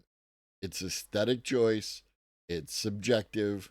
Enjoy what you like. Even the stuff that I don't like, if you like it, it's a beautiful thing, and I'm happy for you.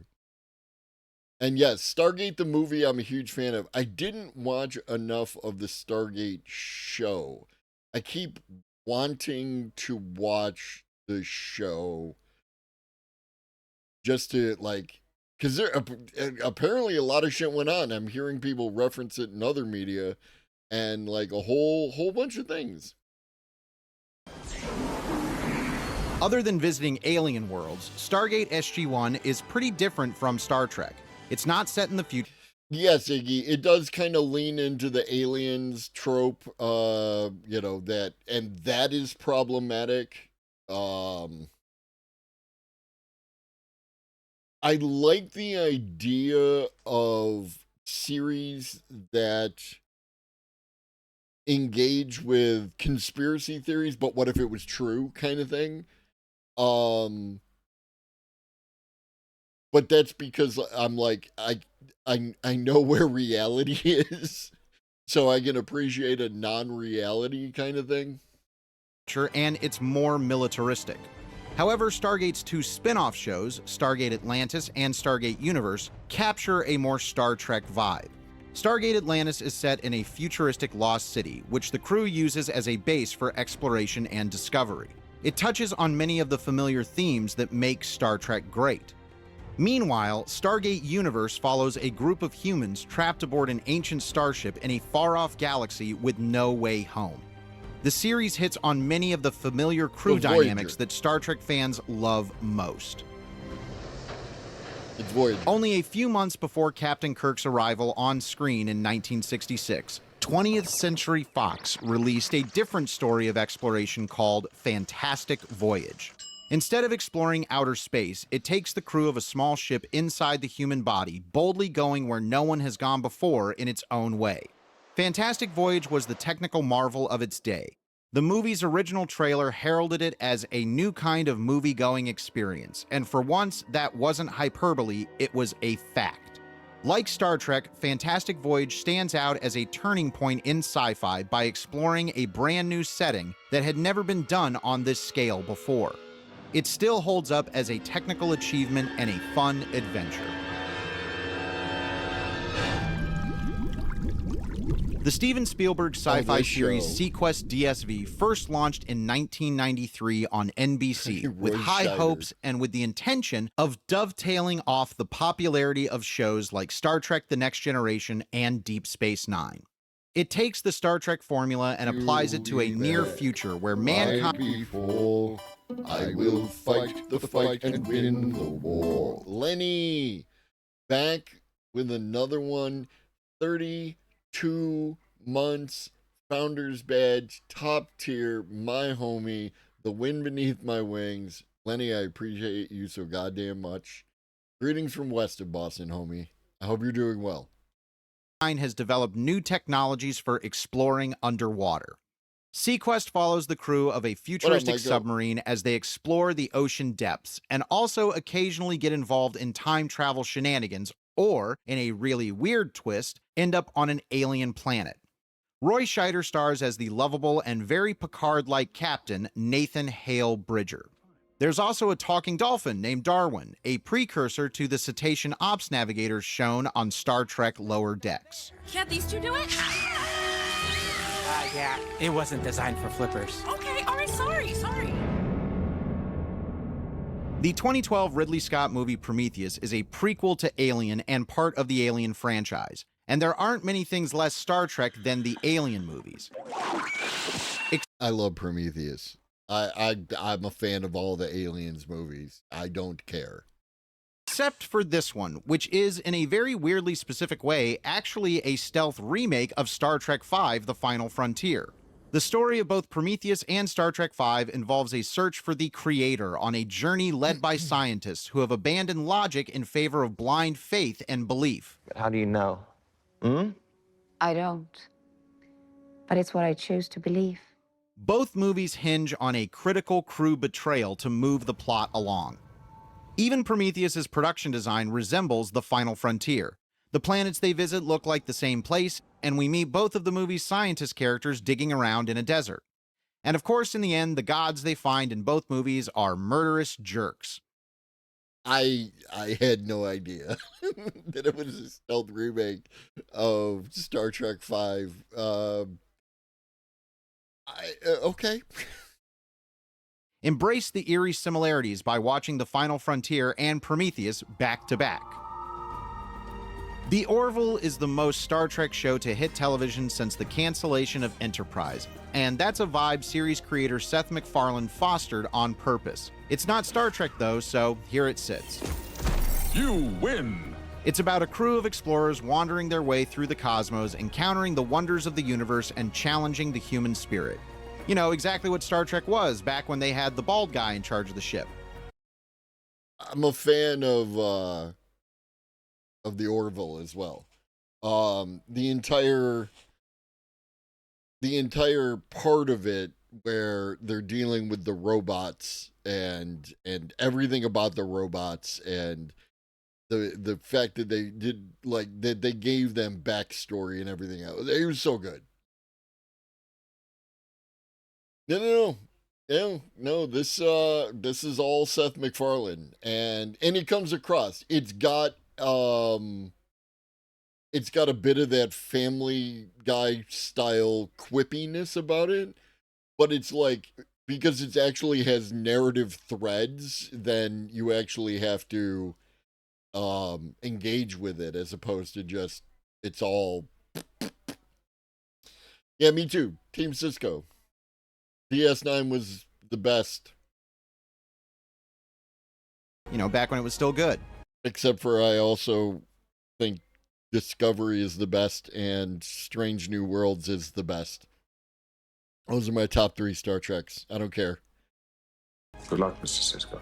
The Orville will scratch the Star Trek itch that hasn't been satisfied by Paramount's current Trek offerings. And sometimes, especially in season 1, it's also really funny. Can I have one of these mints? Those are marbles. Based on the book series by author Patrick. This movie too. I love this movie so much. It's this is the kind of movie I can put on any point in time if I'm doing something. I love this fucking movie, dude.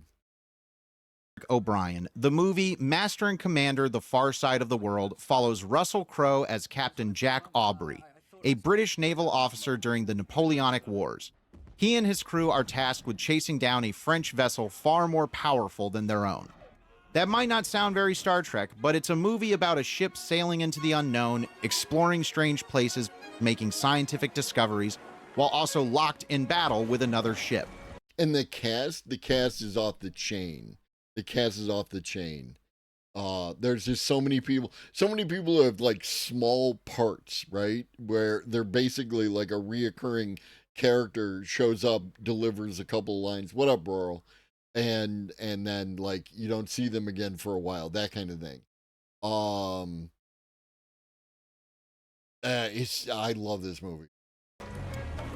Russell Crowe's Jack Aubrey is a perfect Captain Kirk, and Paul Bettany, as the ship's doctor, plays out as an amalgam of both Dr. McCoy and Mr. Spock. I'll give you that. Basically, it's everything you'll see in a good Star Trek movie. It all just happens on a ship powered by the wind instead of a warp core. If we were allowed to talk about Galaxy Quest, it might have been number 1 on this list, but feel free to chastise us for excluding it anyway in the comments. Are you crazy? Like the video and subscribe to the channel if you'd like to see more from us here at Giant Freaking Robot. Yeah, Danny boy, but like, you know, you can say that about a bunch of characters, right? Throughout science fiction and fantasy, and like, how did that dude not die? Come on, hobbits, really, fucking Frodo, really, Sam I can see, but Frodo, really. Blinky blink, blink, blinky blink, blink, blink, blink, blink, blink, blink. Up next, this sci-fi show's post-work society. Do you wanna guess what the sci-fi show is? What up, Samsons? There's a hint in the corner. I'm doing another Expanse video because this sci-fi show just gives a really thought-provoking look into what our own near-term future might look like. Expanse, fantastic show. Watch it if you can. Not Star Trek. Not Star Trek at all. The story is set around 300 years from now, and here we've colonized the solar system, but we've also become fractioned. On the one hand, we have the Republic of Mars, population of 9 billion people, give or take, and once a colony of Earth, but now an independent superpower.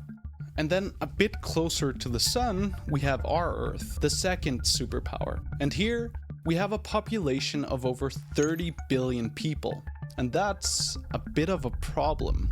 Technology has gotten so good that AI and automation, well, they've made work kind of a privilege, actually. Just like we often worry about in our world too, right? There's just too many people and too few jobs. And so you might be thinking, how does everyone get by then? Well, that's what Sergeant Bobby Draper wonders about too. It's actually a bit of a mystery to her, but she's about to find out. You see, Bobby is new here. She's a Marine, but she's from Mars, and she just arrived on Earth. And for the first time in her life, she's about to walk out onto the streets of New York City and find out how people live in a society without working.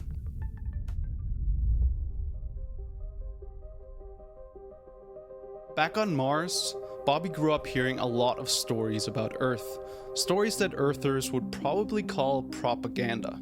You know, on Mars, everyone is part of a massive, generations-long terraforming project. Everyone contributes, everyone has a role, and everyone working together is kind of their whole thing.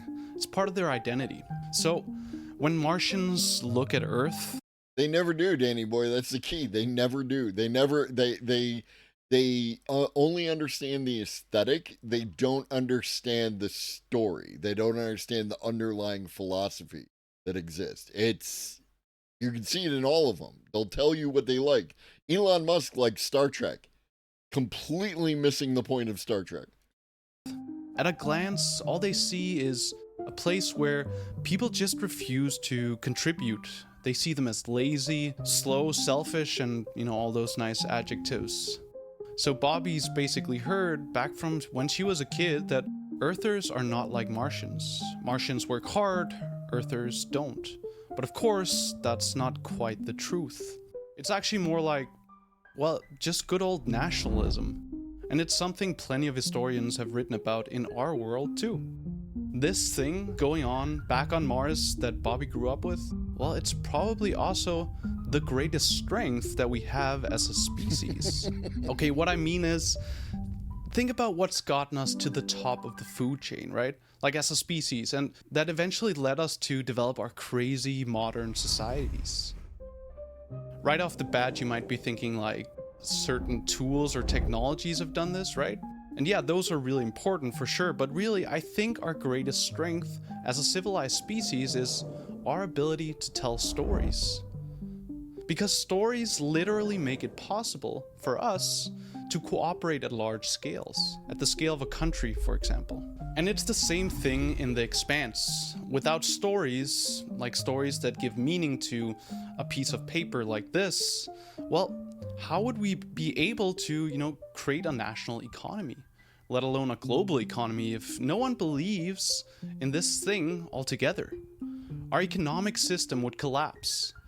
This is Canadian money, by the way. We all collectively believe the story of money, even though it's just a piece of paper or, a number on a screen, right? And the idea of the nation is the same thing, basically. On Mars, it really only works because they're so far away from Earth, united by, well, not a border, but a planet, I guess, and by a story. But as much as stories have led us to where we are, I think there's something quite sinister about them as well. To Bobby, Earth is a fiction, a cautionary tale about a failed society that proves Martians are doing things right and that Earth isn't. This story is probably meant to unite Martians towards a common goal, but quite... No, I think he just wanted to touch on the idea that it's a shared mythology, right? It's a shared mythology that gives money its value, or gold, right? Gold is a classic example of a shared mythology giving something of value. Gold has little intrinsic value except in like certain aspects of electronics. Other than that, it's not particularly useful for a lot of the things we might use it for. It's great for protecting stuff for space travel and stuff, which is cool. Inevitably, in doing so, that also means that Earthers have been weaved into their narrative as the example of what happens if you don't follow the Martian goal. But of course, in real life, things are always more complicated. And Bobby's about to find out exactly why.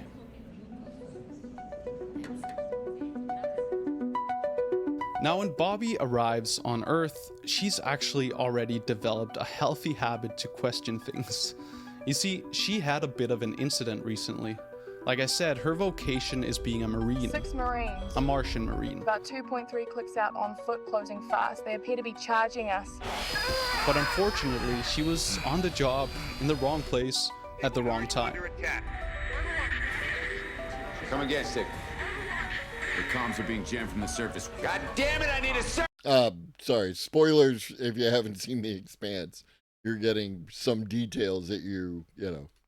surface visual now! What up, classical guys? And here she actually survived something that she really wasn't supposed to survive. This thing here, well, it killed her entire team, including her friend Travis, who was born on Earth and later immigrated to Mars, but somehow she survived. But she was the only one from her team. The important thing is that this all happened on common ground. It happened on one of Jupiter's moons on a station called Ganymede, and here both Earthers and Martians grow food. Both superpowers, they have a military presence here. And so when this thing attacked, it started a conflict between Earth and Mars. And Earth didn't really see what was going on except that Mars was shooting at Earth troopers. Only Bobby saw this alien thing, and now Earth wants answers about what the hell happened. That's why she gets flown to Earth. Usually, a common Marine like herself wouldn't have that privilege. And well, maybe unsurprisingly, the Martian delegation doesn't want her to talk about that alien thing she saw. No, instead, when peace talks between Mars and the United Nations, which is the future government of Earth, by the way, when they begin, Bobby's actually taken aback because she realizes that the Martian delegation pretty much just brought her. Right before I will fight the fight and win the war. CMS back with another subby. 2 months. Gotta love it. You gotta love it. Thank you, homie. As a showpiece more than anything else. They don't want her to account for what actually happened back on Ganymede Station. Instead, they want her to make up a story. In a way, I think this is the moment in the show when she really starts to question her own identity as well. If her superiors are able to just craft a narrative like this about something as important as an alien attack, well, what about the one and only story she's grown up with? The story that's made her work her ass off for her entire life to become an elite Marine. Could it be that Earth isn't what she's been told either? Well, luckily there's one person in the room who's, well, uncommonly direct for a politician. And she knows exactly what questions to ask and how to get the truth out of Bobby. Did you know that the majority of people on Earth don't have jobs? They don't work at all. They live on basic assistance, which the government provides. I did know that. You call them takers, I believe. This is UN Undersecretary Christian Avasarala. Yes, ma'am. It's not that they're lazy, It's just that we can't give them enough opportunities. In this building, it's easy to forget. With all due respect, madam, where are you going with this? Wherever I goddamn like. And here, when she begins to question... I love her so much. Oh. Bobby, Bobby can't help but let a little something slip. Travis's parents, they believed in your dream.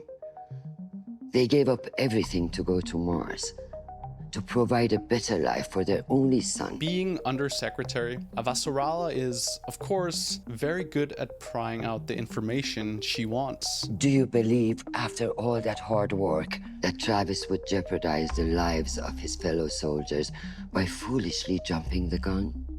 No, No? Then why would he open fire without orders? Did he panic? We thought we were under attack. Under attack? So you were fired upon? No, he was trying to kill the enemy. I didn't even know what it was. Nobody did. He wasn't wearing a vac suit. Sergeant Draper has been through a severe... Whoa, okay. A vac suit? Okay, a vac suit is a suit necessary for people to survive out in space, right? So here Bobby basically just revealed this alien thing that she wasn't supposed to talk about. This is a big deal. Now, I just want to say that all this does play out a bit differently in the books, but it really ends up being the same thing. Bobby can't help going on as a Martian Marine after this. Her worldview has, well, it's basically fallen apart, right? So instead, what she decides is to defect from her duties. Oh, I feel sorry for that guy. But now, after a crazy life... I mean, maybe he'll get back to it, Maddie. But, you know... decision like this, she suddenly doesn't know, well, what to do with herself. For some reason, something pops into her head though, and she decides to take a walk. Because, well, she's always wanted to see the ocean.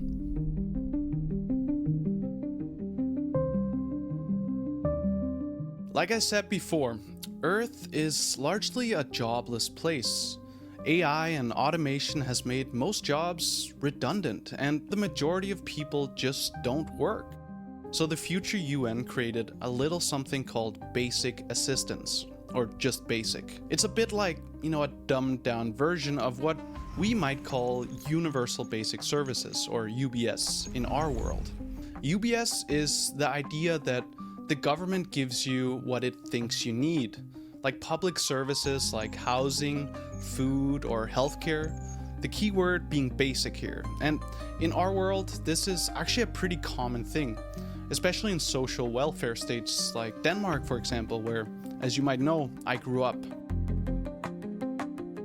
These people are presumably all on basic, and when Bobby sees this, she can't help but think that the stories that she's grown up with on Mars about selfish loafers and all that, well, it doesn't really match what's going on here, right? This is grim. It's overpopulated and underemployed, but this is also the reality, not the story. This is the actual lived experience of most people on Earth, and it's also where she meets Nico.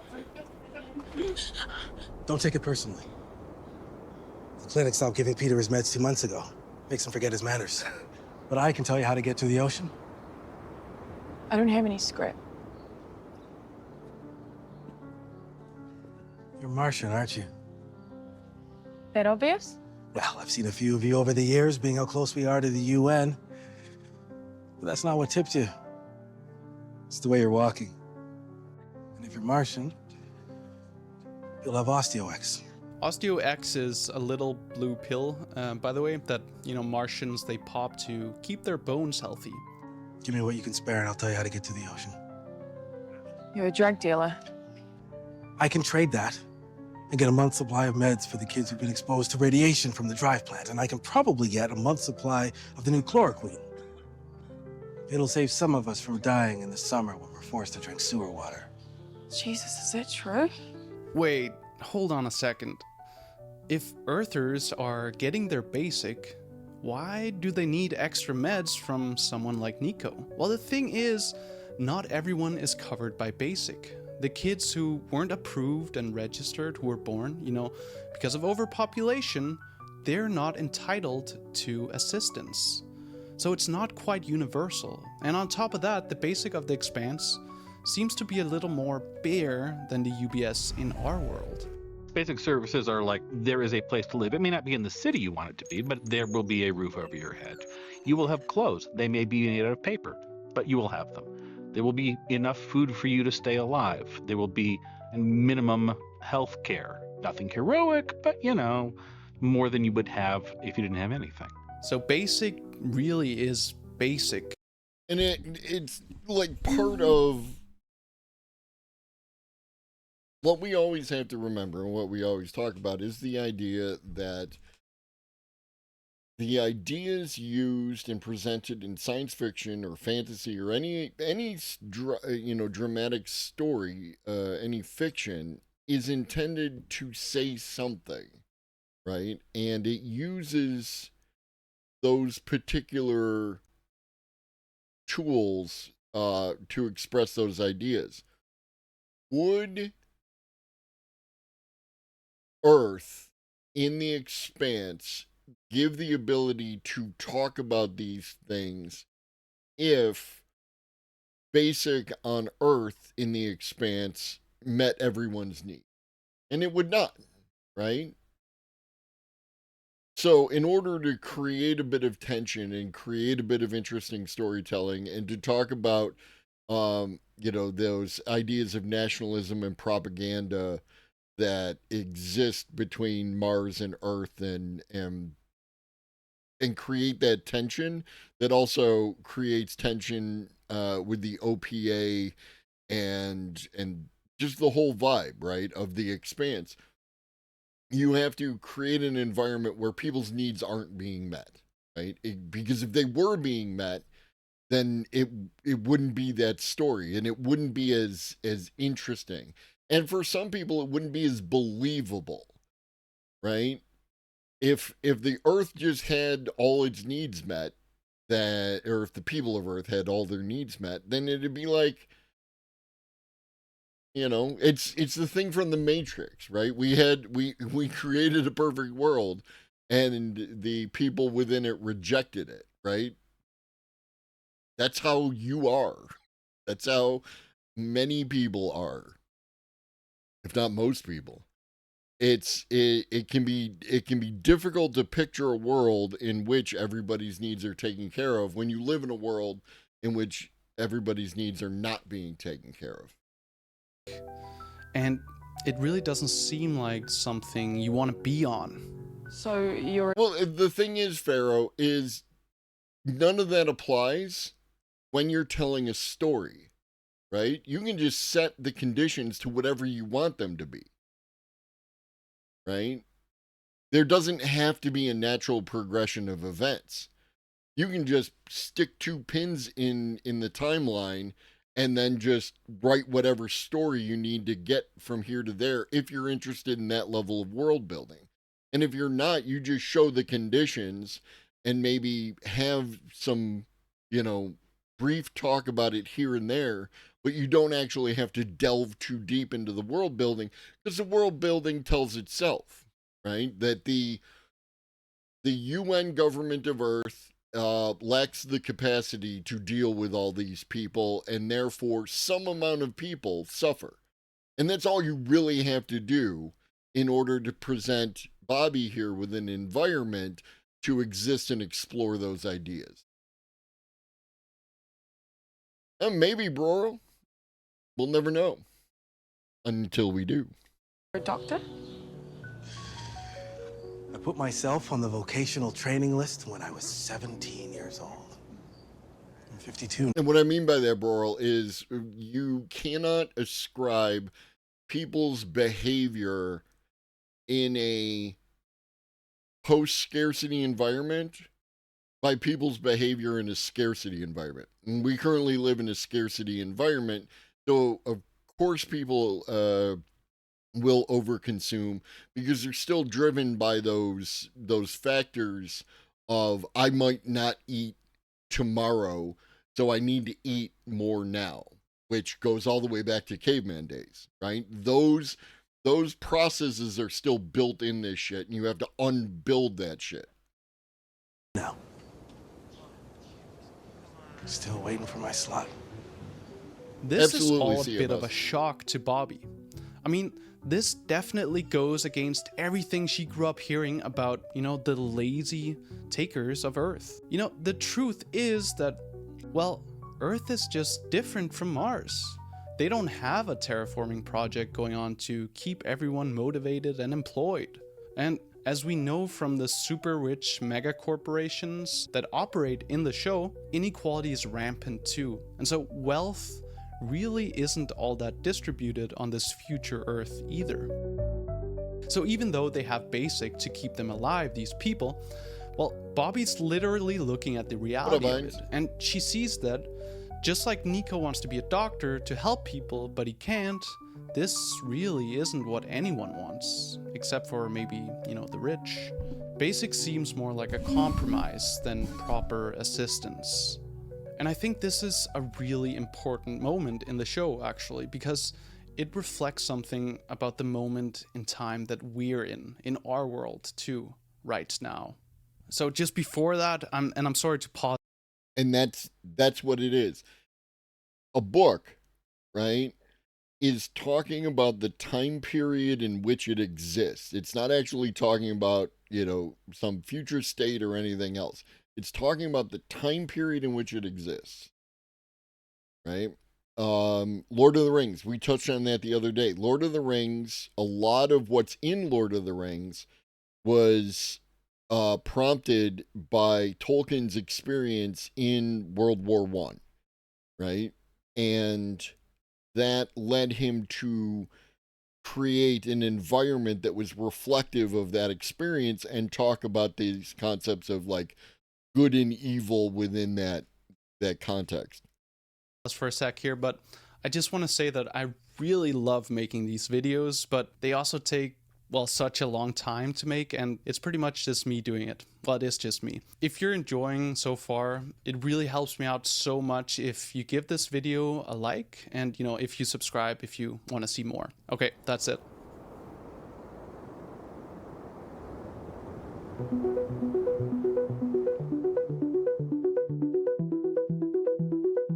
All right, let's talk about the story of work that we've grown up with. And I definitely do think that we've been told a story about what work is, like, Martians have, just like Bobby has. But I also think that a lot of people don't have this moment that she does of disillusionment, In 1930, the economist John Maynard Keynes predicted that automation would lead to a 15-hour work week by now. But of course it hasn't. We still have the, 40-hour work week that we've had for just about a century. What actually happened is, well, instead of working less, is we just started working bullshit jobs. You might have heard this term before, right? It's from the anthropologist David Graeber. So let's yeah, it's a hell of a weekend, Samsons. We went, we had WrestleMania, we had 420, we had Easter, and we had Dingus Day, and God only knows what else. And like a pope died today. It's just wild. Take his definition of what the term, and shout out a David Graeber reference, means. As he eloquently defines bullshit jobs, they are a form of paid employment that is so completely pointless, unnecessary, or pernicious that even the employee cannot justify its existence, even though, as part of the conditions of employment, the employee feels obliged to pretend that this is not the case. And I'm guessing you probably know exactly what kind of jobs he's referencing to. If we're going to look at like delivery services, UPS, FedEx, all the, they're always creating greater and greater efficiency among the guys who are actually doing the delivery. Those guys are just lean and mean to death, whereas the guys who actually sit in the office managing it, you have 7, 8 layers of middle managers who are doing basically nothing, just supervising each other. One of his main arguments in this book is that more than half of the work in our current society is essentially meaningless now. And he also backs this up with data from a lot of surveys. But more importantly, he argues that when people also tie their self-worth to being productive, working these jobs isn't just a waste of time, but it's actually harmful for our mental well-being. And it makes sense, right? And because of the stories that we've been told since we were kids, like, what do you want to be when you grow up, that kind of thing, you know, it's become pretty, well, normal for us to take and even want these kind of bullshit jobs. For many people, success is to be wealthy, right? And so, as we know, a lot of people just end up spending their life in an office and justifying it by thinking it's providing some sort of value to somebody. The important thing is just that the work is being done, right? But actually, right now, we're facing a crucial moment. Just like on the Earth of the Expanse, it's no revelation that AI and automation is getting better and better in our world too. The World Economic Forum's Future of Jobs Global Report 2025, that's a mouthful, just revealed that 41% of surveyed companies plan workforce reductions as AI adoption expands. People have AI anxiety right now, and that's a real term, by the way. It describes the... And this is why I really try to be empathetic to people who are experiencing, like, you know, negative emotions around AI. I get it. I fucking get it, right? And that's before we even get into the fact that, you know, no one's prepared for this. And it doesn't look like anyone is preparing for it right now. Right? We could do a much better job of having a soft landing around this entire thing, and we're not doing that, right? You know? So it makes anxiety. And people are addicted to work. You're right, Samson. So add that level onto it. Any day now. Any day now. Well, no, what we were doing Star Trek in the other video. We switched videos. And like that. They don't want the other landing either, Maddie. That's the thing. Because the other one doesn't do well for them. What up, Johnny? Didn't know we switched. That okay, now it explains a lot. You were like on that Star Trek thing, and then he started talking about the Expanse, and you thought it was the same video. Okay, all right. Attitude towards, well, about people getting more anxious about the state of the future job market, worried that they can't work. And I mean, layoffs they're already happening too. No, For example, I get it. already know software engineers who've been laid off because of AI. And I know that even workers who rely on their physical abilities, they also have to worry. Like, take Amazon's warehouses that are being filled with, well, increasingly robots, right? But here's the thing, is that actually a bad thing? Do we really need to be, anxious about not working in the future? Well, if we're not provided for, yeah, of course, after all, we still need to put food on the table. But what if we had something that, guaranteed that food and our other needs for that matter? And without the need to work some shitty job that doesn't provide any value, where you're not wasting your life in an office, helping the economy grow for the rich. Like it or not, soon enough we'll need to handle the coming too many people, not enough jobs scenario. The thing that we also see in the Expanse. And unless that means the death of billions of people, or the expansion of bullshit jobs, I guess. There's also a thing where there's just a lot of people milling around in the Expanse, right? And even if that you buy into certain conservative and libertarian views about how people would behave during, a period of like this kind of thing, this basic, there would at least be groups of people, because there are now, right? There would be groups of people who would set up little like collectives, and they would like, you notice how it's all like dingy and dreary and nobody's making gardens? Well, why not? Right? That never That's never explained in The Expanse because that's not the point of the environment. That's not the point of the world that's being built. The world that's being built is structured for Amos and Bobby and their character arcs to react to. They're not actually about like what are some positive, plausible things that could occur even under those conditions, right? Like when you look at this right here, they could totally turn this into garden space, right? Just to give people something to do,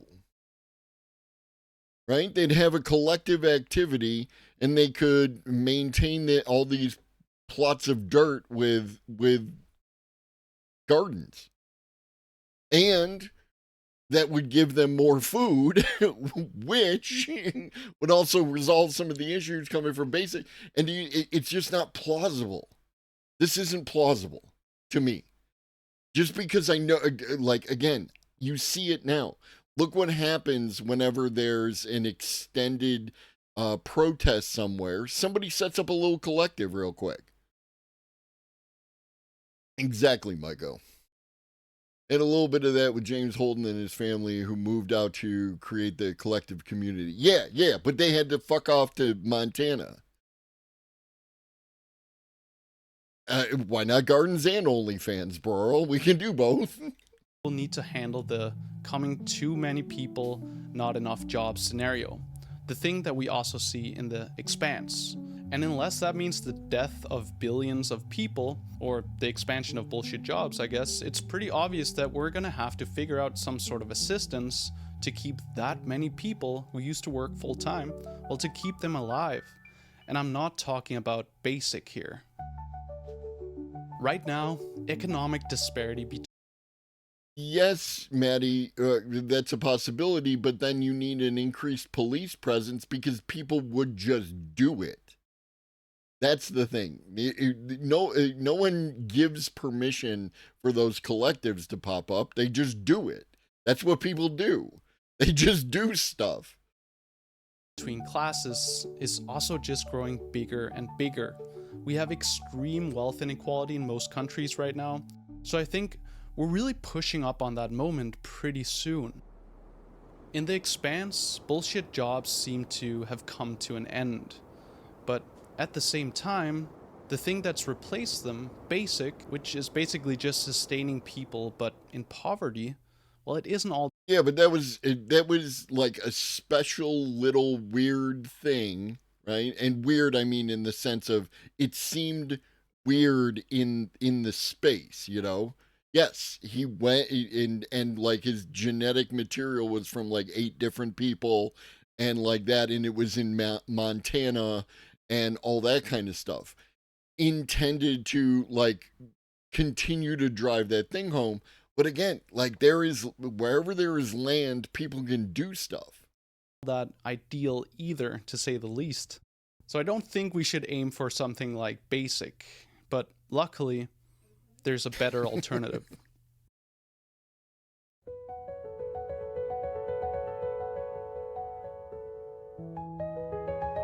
A lot of things have changed for Bobby in the short time since, well, she arrived on Earth.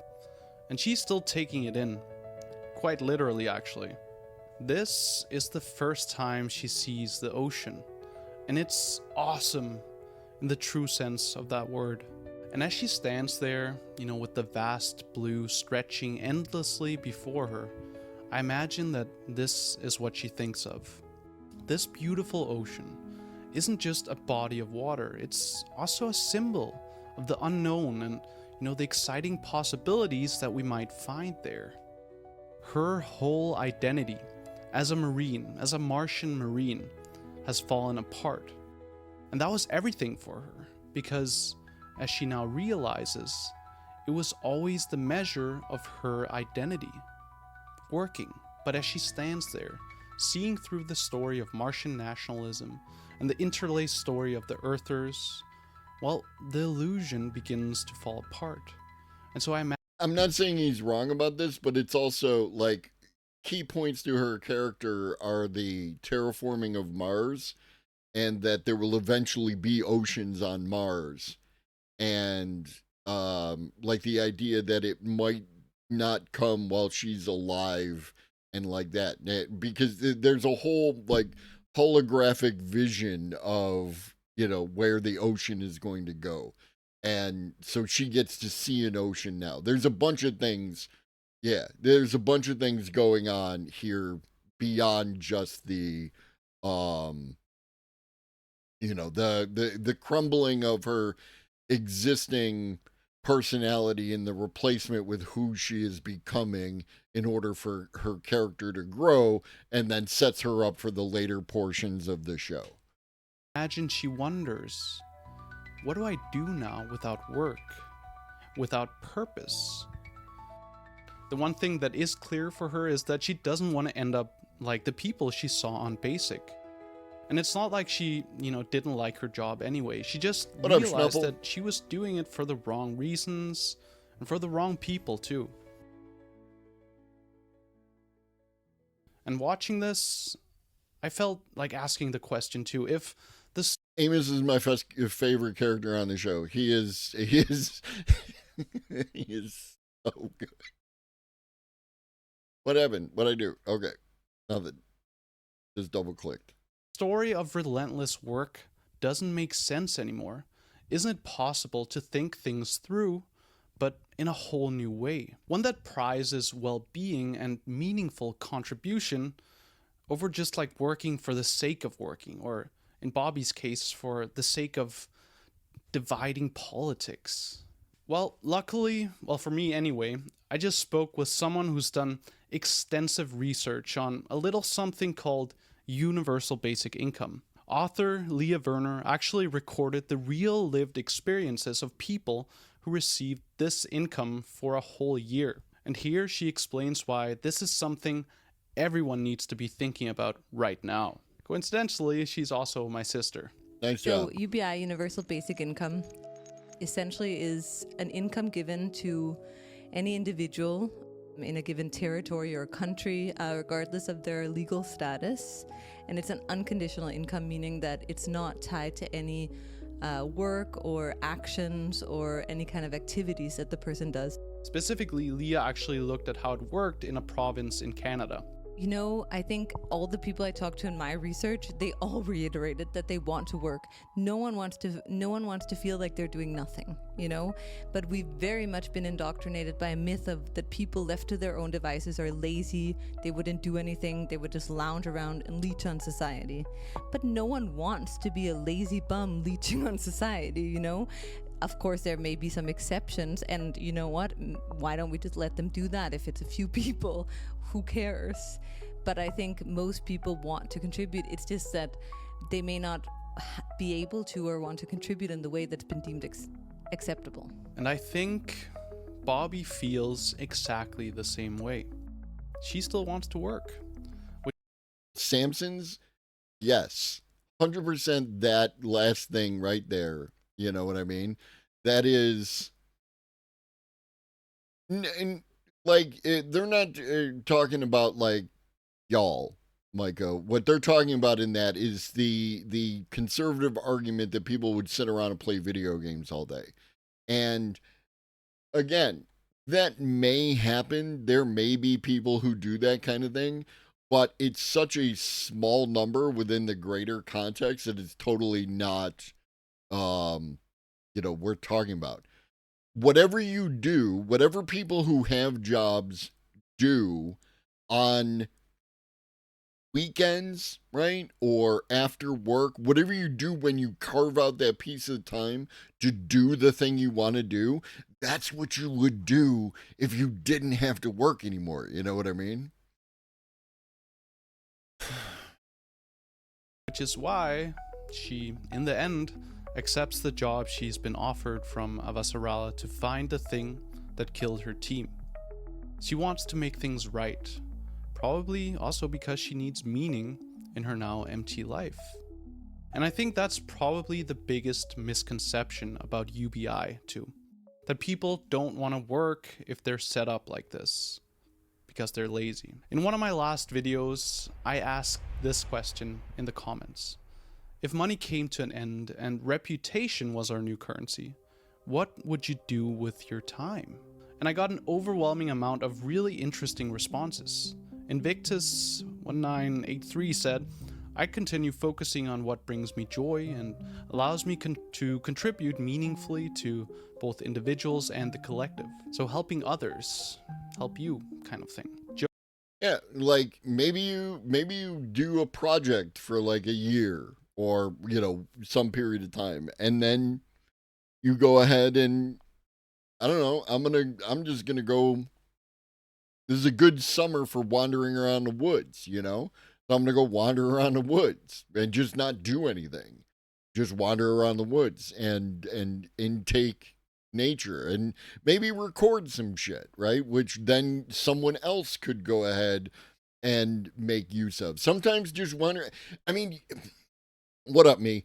When you think about people, like again, going back to the character of what's his name, Paul Bettany from Master and Commander, right?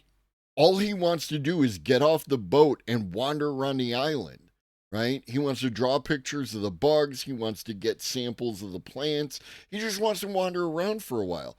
And that kind of behavior, right? Darwin, right? As an example, people did that. The idea of the naturalist, where they would just wander around.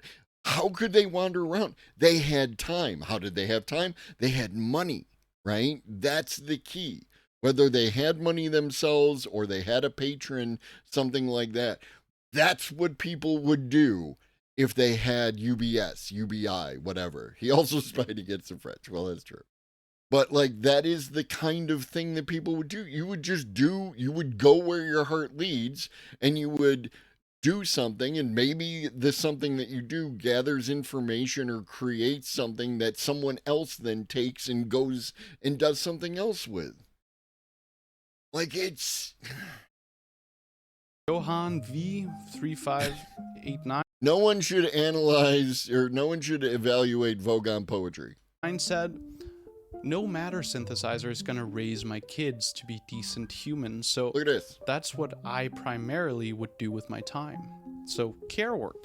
And Ao No Mu said, mentor and teach. Develop open source tools, techniques, or systems for decentralized food growing and distribution to try to mitigate the effects of food scarcity and food insecurity. You know, so help fight some of the really pressing issues we have in our society right now. If you all, well, who commented anyway, and there were so many interesting ones, by the way, well, if you're any indication of what people might do if they didn't have to worry about putting food on the table, it seems like our innate wanting to make things better, to have meaning in our own lives, it won't stop us from working. You know, the UN, our UN, recognizes human rights to food, housing, education, and water. But in our society, these things all cost money. In most countries, you need an income to, well, satisfy these rights. So I guess the real question is, why isn't an income a human right too? But I think also the powers that be may not be interested in implementing a universal basic income because it might slow down production and consumption. That's not something that we want in our current economic growth paradigm. So that may also have to be, you know, questioned. So if you want to hear the full interview, and it was really good with Liam, I have it up on my Patreon, where she also goes into, you know, how we deal with care work and jobs that probably won't be replaced by AI, but still needs to be done. Joining my Patreon is definitely also the best way to support me and, you know, follow my updates and polls on future videos and stuff like that. Now, I would really love to know what you think. Because it's what you do. You intake all sorts of information and then you relax, right? And you let the information bounce around in your brain and you come up with new ideas. It's like this is the way that things work, right? You can't just go all the time and expect to be top tier. I don't care. That's the thing, is these fucking people with their, like, you know, your Elon Musks and Bezoses of the world, and your, you know, Microsoft boy, they have time. They can fuck off and go hang out wherever they want and let the ideas bounce around and come out with some new idea, if they do come up with a new idea. You know what I mean? About basic and UPI and Oh, I mean, they do. No, they do, Samsons. They do take some time and then think up the ideas, but then they're also doing that in between these periods of going hard and just working like almost all the time, right? When Elon is tweeting, he's also got time, because you can't sit around and tweet like he does and not have time. You know what I mean? if we're going to turn into the future Earth that we see in The Expanse? Or are we going to do things better? And if you're interested in what a society might look like, not post-work, but post-scarcity even. This is cool. We never got around to watching this video, and now that I know it's him, we should probably get around to watching this video. This is the Orville.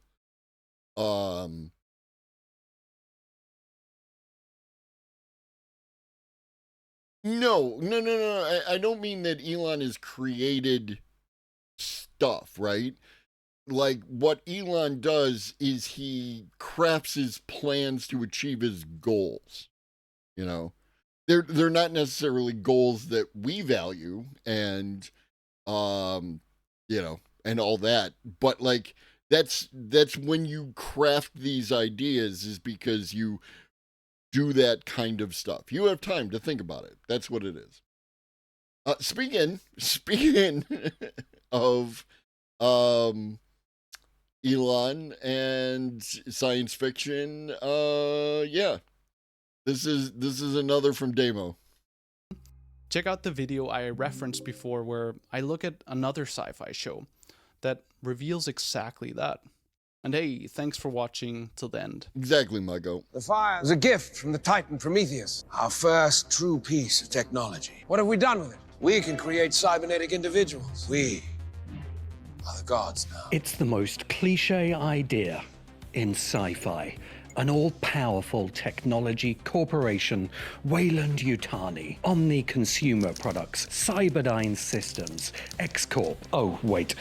It seems Grok hallucinated some reality into our sci-fi research here. And a Promethean tech CEO. More human than human is our motto. Maniacally set on grasping the powers of the gods. Human action resounds in the heavens. But this isn't. That was the perfect actor for that role, as far as I'm concerned. Sci-fi. The future is gonna be amazing! We're all living in the 19th straight-to-DVD version of a future that... Who's seen Hardware? Who's seen Hardware? This is,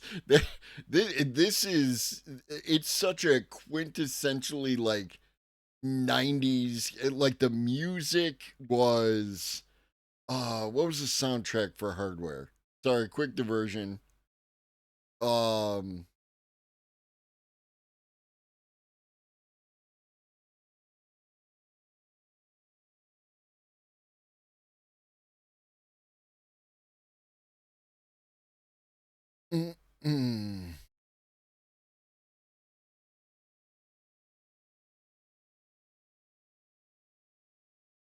Was it all? Oh. Oh no, okay, yeah. Stigmata. Can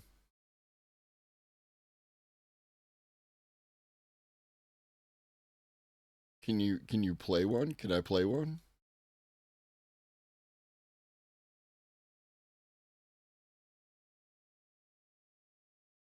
Can I play it on Bandcamp?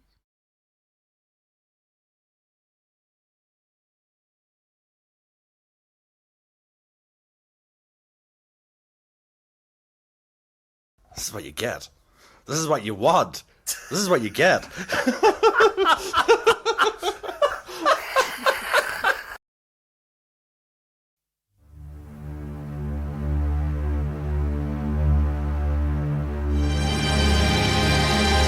All right, this is just the other stuff, but it had a lot of like if you're familiar with Stigmata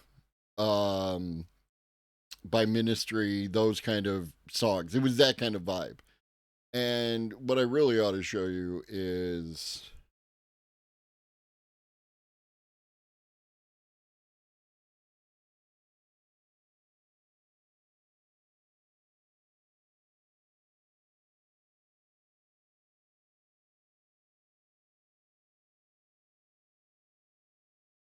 I'm in my wrong account. All right. 1 second. There we go.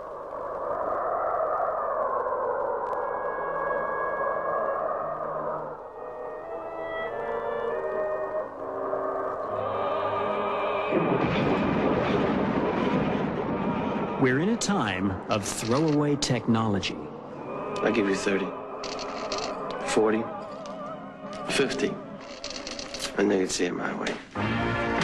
Only some of the stuff that gets thrown away isn't dead. Mo?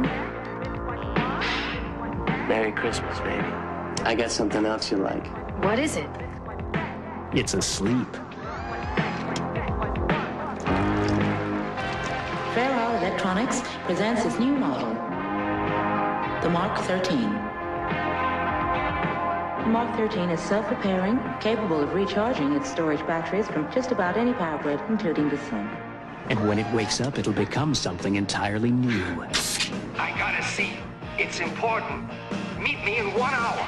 A creature that combines the technology of a computer, the deceit of a human, and the killer instinct of a machine. Chase, listen to me. This is serious. Jill's in trouble. I didn't see anybody. Get ready for an encounter with some seriously heavy metal.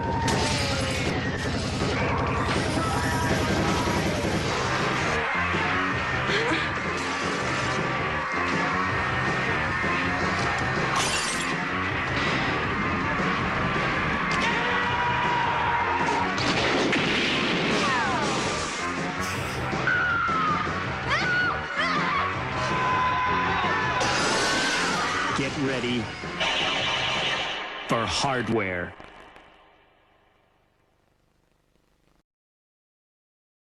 It's definitely like a bite on Terminator, right?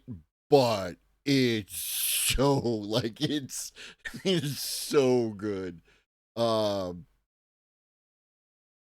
Very, very cyberpunk. Highly recommended. It's like, I mean, it's not 2001 good. It's you know, good for what it is. It's a classic of the genre. Could have been so much more amazing. Hardware Wars? Is this the one that's like go on. Enjoy mirth-filled moments. Yeah, this was on HBO a lot. It was a parody of Star Wars.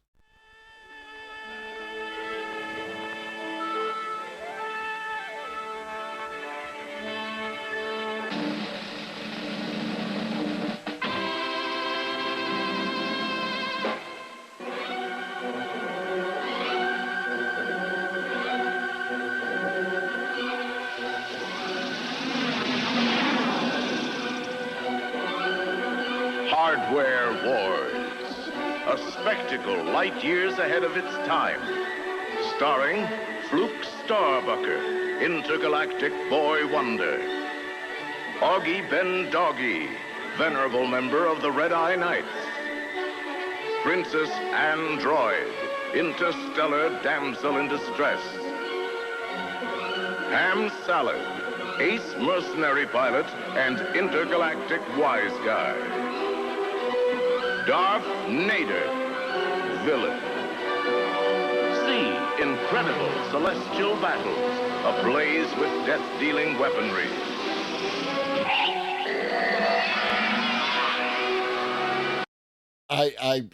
I don't care. This is why it's stuff like this that like AI cannot kill human creativity, because somebody out there with some string and an iron and a toaster is gonna make hardware wars. You know what I mean, dude?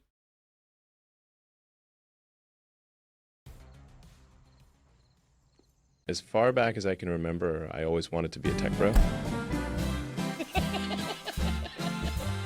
An authoritarian society, a kleptocracy to enrich those who are in power, a government of the billionaire class, by the billionaire class, and for the billionaire class. What does it mean when Apple's CEO Tim Cook makes a personal donation to Donald Trump's inauguration of $1 million? Or when Disney CEO Bob Iger comes out to virtue signal that the hyper-capitalist entertainment corporation really isn't woke? What does it mean when Meta CEO Mark Zuckerberg, still in his uniform as a section leader of Branch Davidian, announces a humiliating reversal of Facebook's moderation policies? Anti-vaxxers are back, protections for trans people out. I think it means the celebrity billionaire MMA bout happened and Elon choked the little twerp out until he capitulated. What does it mean when a cartoon of Jeff Bezos bending the knee to a giant Trump is banned from the Washington Post? I think it means the Washington Post is wholly owned and controlled by Jeff Bezos. And what does it mean when Elon Musk, having spent a measly $280 million to buy the election, became the first American president to throw a fascist salute at his own inauguration? As the tired old reality TV star currently employed as Elon's sock puppet watched on from the sidelines. Defenders of Musk claimed it was a Roman, not a fascist salute, seemingly unaware that Italian fascists adopted that salute from the brutal slave-owning empire they and Elon apparently want to replace democracy with. Right. What does it mean when the elderly caretaker of a crumbling democracy makes a warning on his last day as the top broom? I want to warn the country of some things that give me great concern. So then that's a dangerous concentration of power in the hands of a very few ultra-wealthy people. Today, an oligarchy is taking shape in America of extreme wealth, power, and influence. Does it mean, as those who know their history are wondering, that we're now a Roman-style oligarchy? Or something even worse?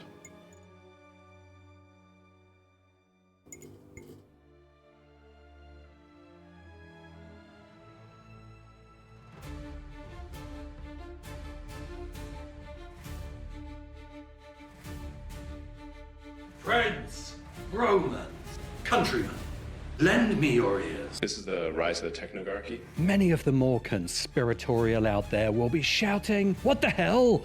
America has always been an oligarchy." To test that assertion, let's check in with the OG of political philosophy and the first to give a description of oligarchy. In his Republic, Plato examines the histories of Athens, Sparta, and other Greek city-states, and found there a cycle of political history. Democracy gives way to tyranny. Tyranny becomes aristocracy.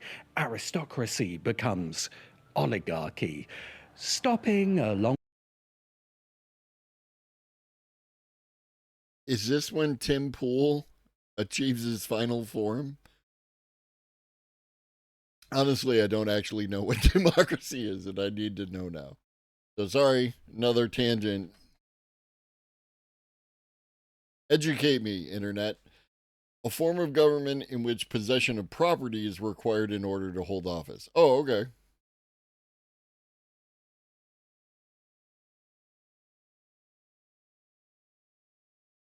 Oh, and also a form of government in which rulers are most motivated by ambition or love of honor. They call me Tim.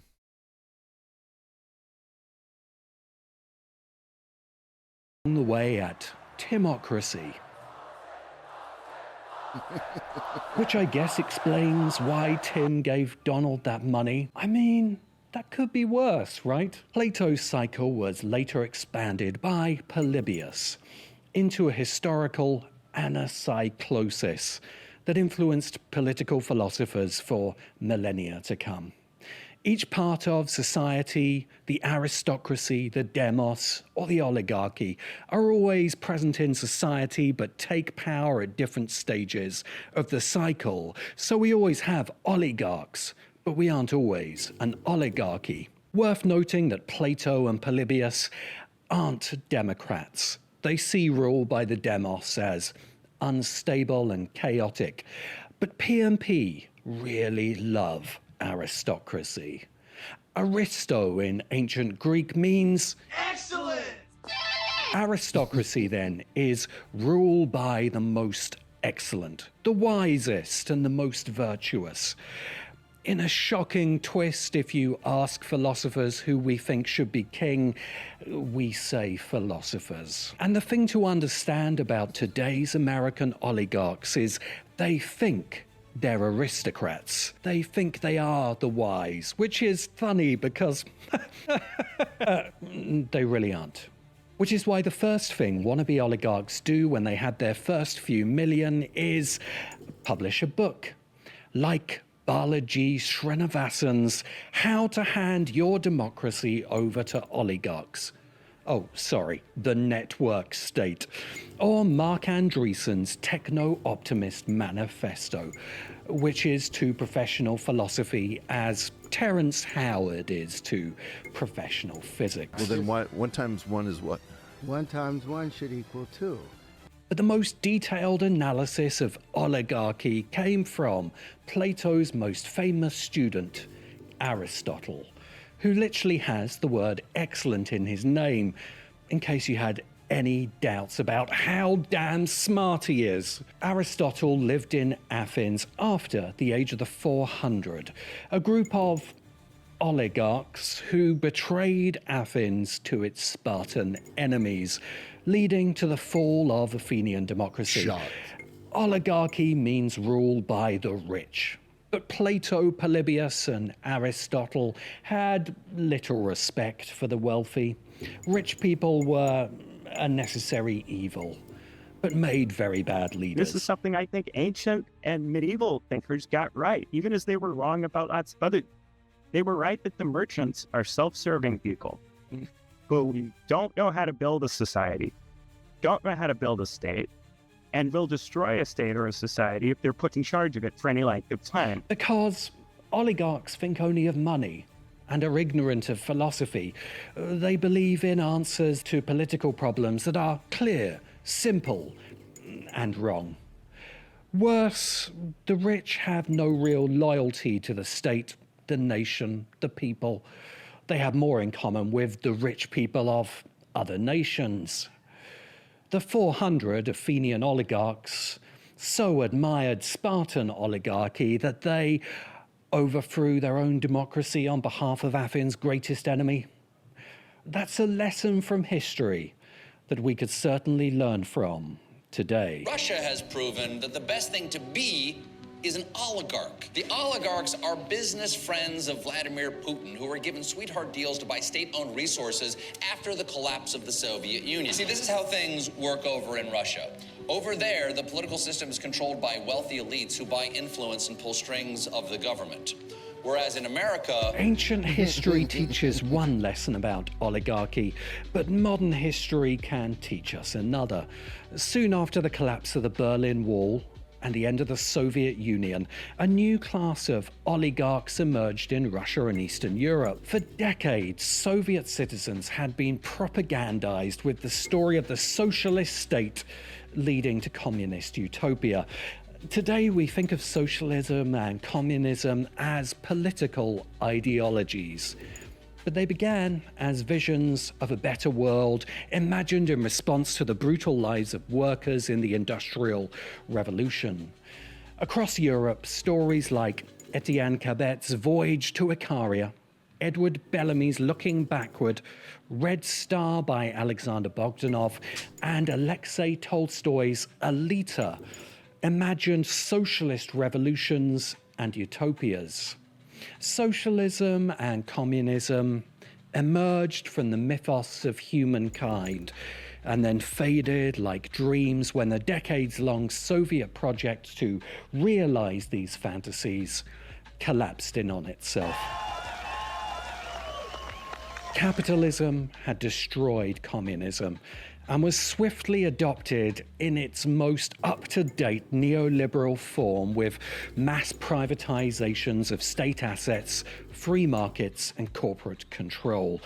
Russian oligarchs like Boris Berezovsky and Mikhail Khodorkovsky were able to purchase former state assets, becoming super rich by owning and operating vast swathes of the economy as private monopolies. You always want to aim for monopoly. There's sort of a conventional view that capitalism and competition are synonyms, where I believe capitalism and competition are antonyms. The paradigm I give of a successful monopoly business in Silicon Valley is Google, and it's been making enormous amounts of money. But the Western capitalist world, led by the United States, had our own fantasies of how science, technological progress, and the economic engine of capitalism, along with free market forces, were going to make a better future.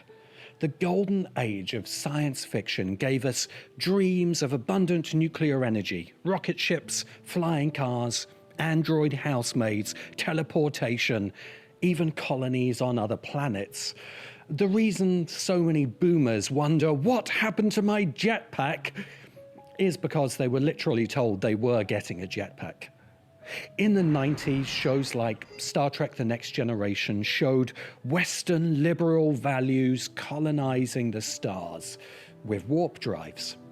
Gen Xers obsessed with pseudo-scientific Alcubierre drives are just trying to make the Enterprise D real. As the 21st century began, the promises of our sci-fi future became ever more extravagant. Automation would lead to material abundance and a post-scarcity civilization.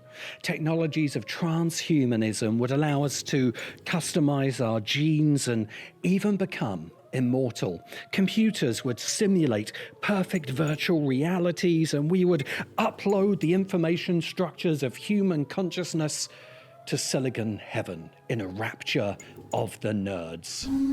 Then in the 2020s, the long-awaited AI finally arrived. AGI would soon unleash superintelligence. Exponential technological development would bring humankind to the singularity. I feel like he's going to stomp on my dreams, but I'm fine with that. And a starship might even take us to Mars. But as the 21st century grinds on, millennials and Zoomers have begun to notice that the sci-fi future your parents were promised hasn't shown up. Instead of abundant energy, we got climate change. Instead of post-scarcity, we got gig work and side hustles. The AI superintelligence is just a bunch of dumb chatbots. Yes, okay, we did get Roombas, but no house for them to clean. The steady manufacturing and office jobs that let your parents buy houses and have families have gone. House prices have hyperinflated, so only the few with inherited wealth can get on the ladder. And all the real money is in the hands of fewer and fewer people, until just a few dozen men have more money than half of all Americans combined. Neoliberal capitalism screwed Americans just as hard as it screwed Russians. And the sci-fi dreams have turned out to be bullshit. Techno bullshit, spun by billionaire technogarchs. If you created me, who created you? You seek your creator. I am looking at mine. I will serve you, yet you are human. You will die. I will not. Bill Gates was just 20 when he founded Microsoft, Is it true that you can leap over a chair from a standing position? establishing the myth of the enfant terrible tech founder. The Seattle-based Microsoft projected an image of slacker chic, grunge music and Starbucks coffee stores, boosted by Wired magazine and Douglas Copeland novels. Yes, Microsoft actually seemed cool in the 90s. Windows was bringing the power of computing to the masses. It may be hard to believe 30 years later, but the launch of Windows 95 created a wave of public hysteria as consumers clamored to get copies. In reality, Microsoft's true business was bureaucracy. In the space of a decade, Microsoft products either fully automated or augmented government and corporate bureaucracies worldwide. Every time you hit a blue screen of death while trying to buy a train ticket or complete a government form, that's the power of Microsoft. Automating millions of middle-class jobs out of existence made Bill Gates the tech industry's first world's richest man. But by far from the last. On his personal blog in November 2022, Bill Gates recounts reading Robert Heinlein's Stranger in a Strange Land as a teenager. It's not hard to see how the story of a Martian who comes to Earth to save humanity, but never really understands humans, might have influenced the Microsoft founder.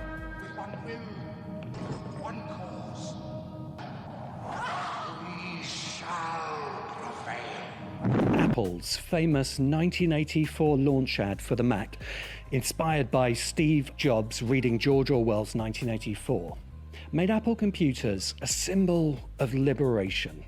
First the MacBook, then the iPod and iPhone became symbols of the new creator class, individuals liberated by technology to escape the office for the coffee shop and swap mundane work for creative careers like coding or web design.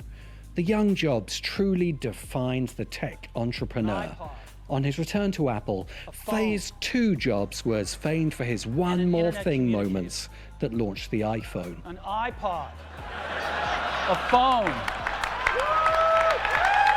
Are you getting it? But in his austere black polo neck, Steve Jobs also defined the calculating technogarch. Jobs pioneered there's no other word for it, the exploitation of low-paid Chinese workers to make high-tech gadgets at vast factory sites operated by Foxconn and others. The communist Chinese government ensured these workers held zero rights or powers to unionize. The shiny laptops of the Western creator class came at a very high cost from the global working class. And it seems Steve Jobs, like so many other technogarchs, was fascinated with 1984 not as a warning, but as a handbook. Apple did not free us from Big Brother. It put Big Brother on every iPhone.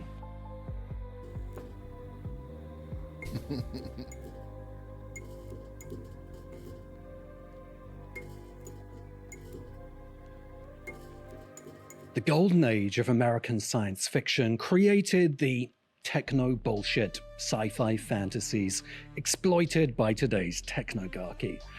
But later science fiction writers like Philip K. Dick, authors of the New Wave such as J.G. Ballard, and the cyberpunks, led by Bruce Sterling and William Gibson, warned against building the Torment Nexus.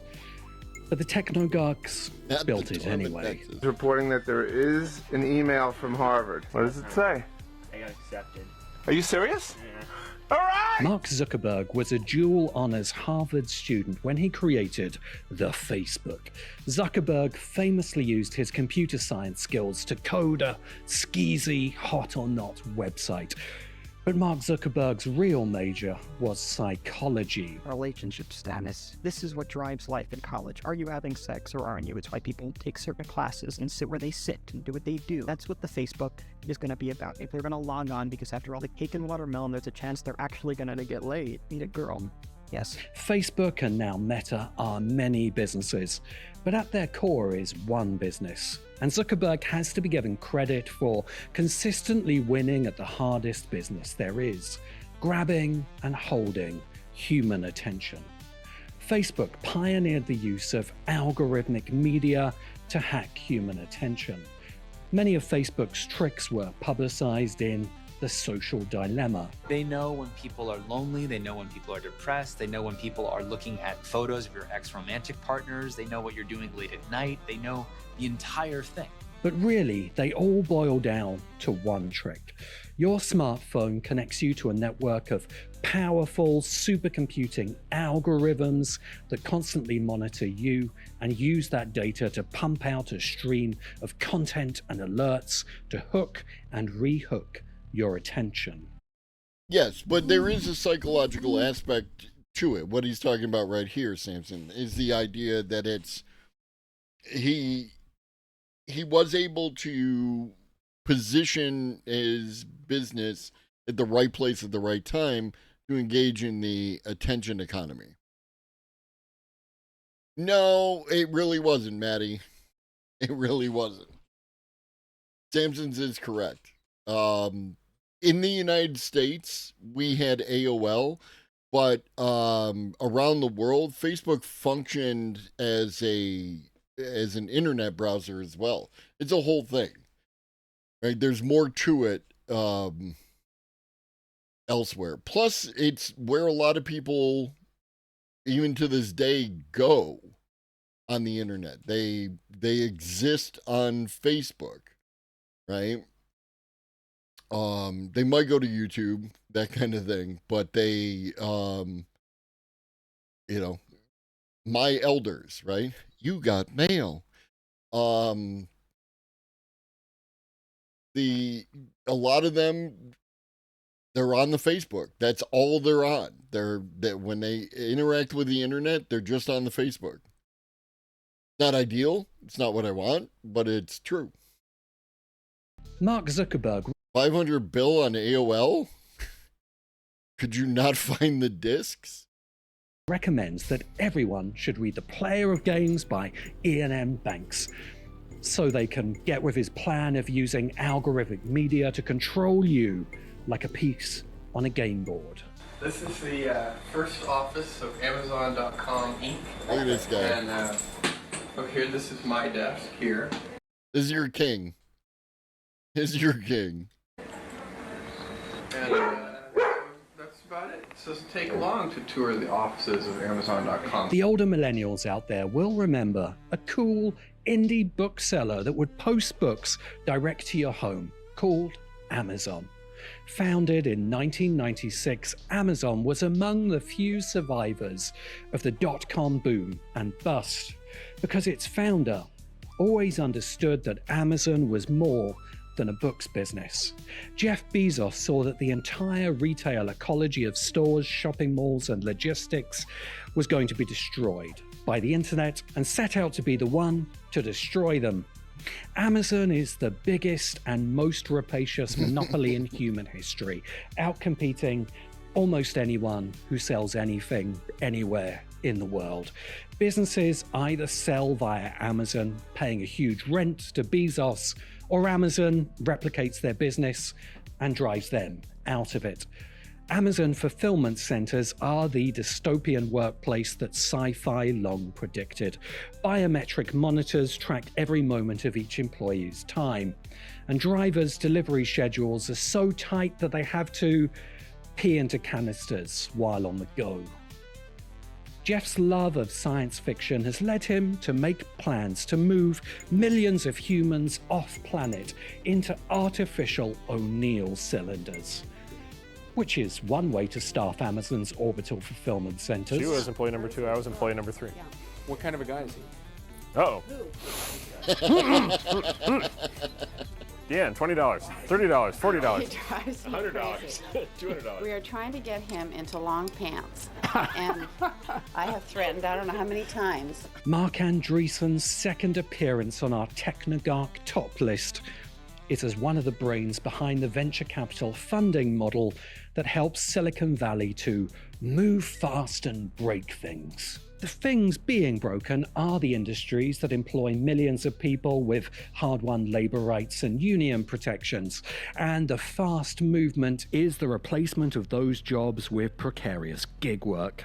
Andreessen Horowitz ventures like Lyft, Instacart and Airbnb and other VC-funded startups from Uber to Upwork disintermediate workers from our rights and protections while keeping ownership in the hands of the super wealthy investors who can access VC funds. Andreessen is on record as an admirer of Richard Morgan's Altered Carbon, a cyberpunk novel where the elite use biotech and uploading to make themselves literally immortal. Be ready for an A16Z startup to offer this service soon. Peter Thiel, favorite author at the time was J.R.R. Tolkien, really into science fiction, and Tolkien certainly influenced me in a lot of ways. You want to talk about a guy who read the books and missed the entire point of everything. It's your boy. Peter Thiel is an OG member of the PayPal mafia and founder of Palantir, a main provider of algorithmic surveillance technology to security services, named after the all-seeing magical stones of Lord of the Rings. If you're currently being monitored by secret police, there's a good chance Peter Thiel gave them that power. Thiel is on record as having read Lord of the Rings more than 10 times. Imagine reading J.R.R. Tolkien and thinking, I want to be just like Sauron. Andreessen and Musk. Yes. Now, I didn't know he read it 10 times. He may not have read it 10 times. They tend to exaggerate a little bit. What?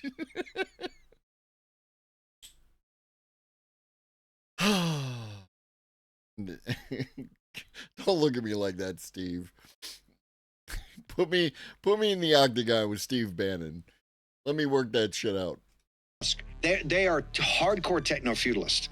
He's definitely a techno-feudalist, one of the hardest core. Elon, we made a deal with you guys. We made you oligarchs. We made you the richest people in the fucking history of the earth. Elon's one of the top accelerationists about driving this thing faster. But the big kahuna of today's technogarchy is, of course, Elon Musk. At each stage of his legendary rise to power, Musk's businesses have become more and more dependent on techno bullshit. PayPal was inspired by cypherpunk ideas of decentralizing finance. Tesla was built on a quest to stop human extinction from climate change.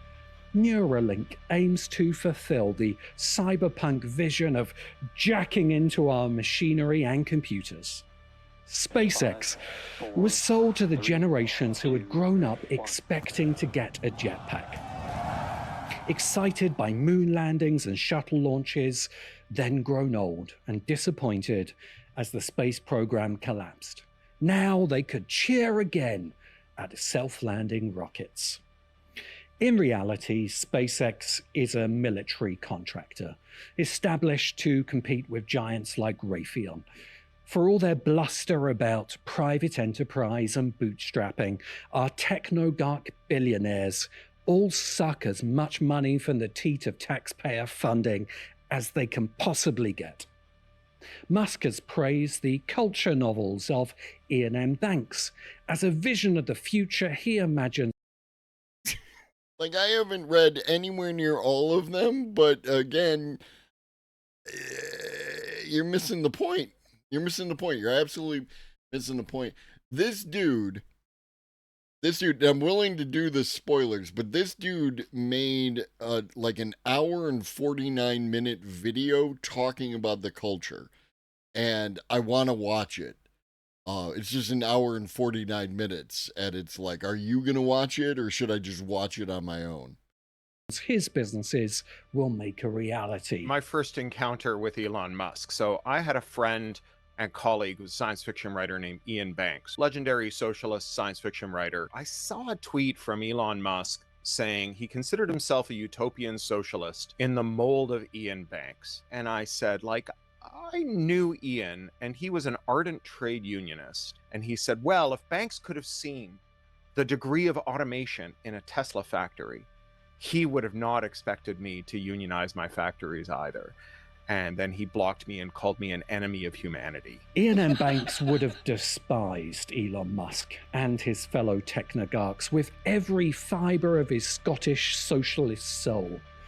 Those suckered in by the technogarchs, their fanboys and useful idiots, believe that these men represent science and progress.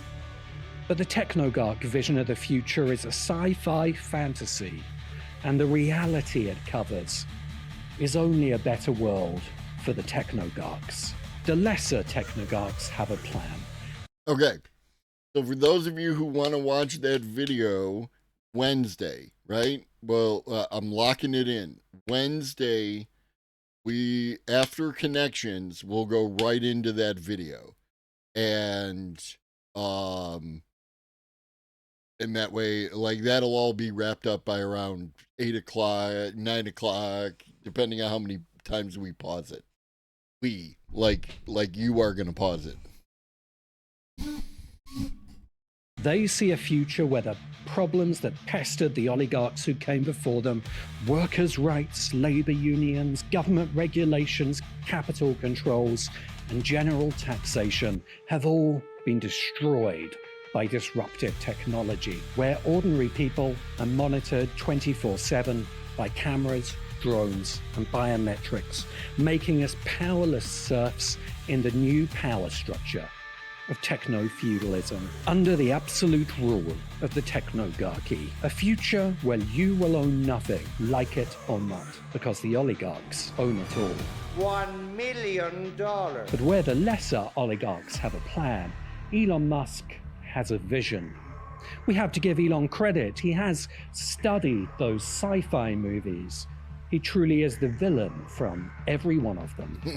Elon doesn't just want to control your work or even your life. He wants to control your consciousness.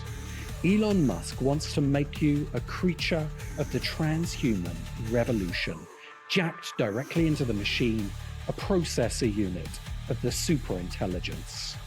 Elon is a servant of a higher power, a true believer in the coming techno-capitalist singularity that he believes will make him a god. We are the gods now. But it won't. In the next video, we'll explore the destruction of Elon Musk and the future that accelerationists want. Well, that's a thing.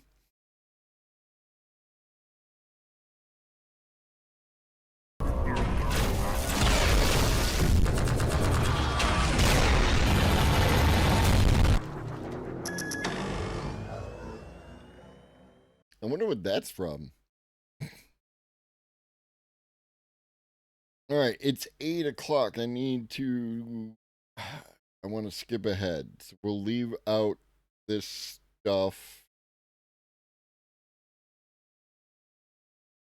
because I want to talk about 03 and 04. I don't know what it is. Like, I almost thought it was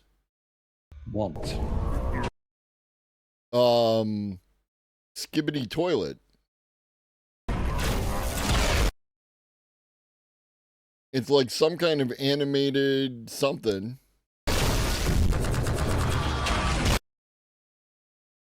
Hi.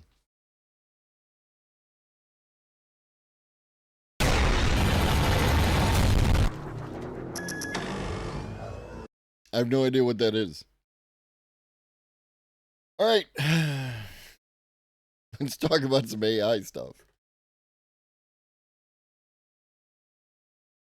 I have a flight to catch in a few hours, so this is going to be a much speedier version of my normal. You want to come up here? You want to say hi to chat?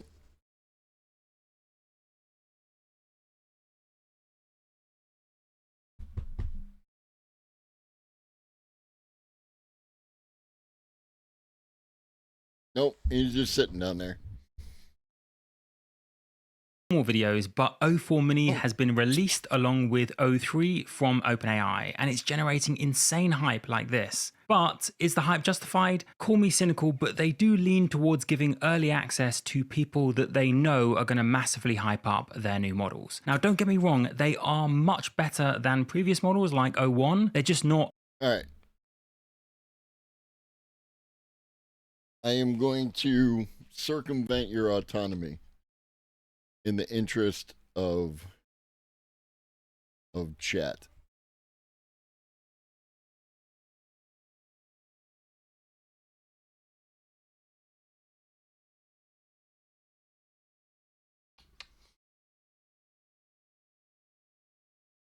What are you looking at? What's going on over there?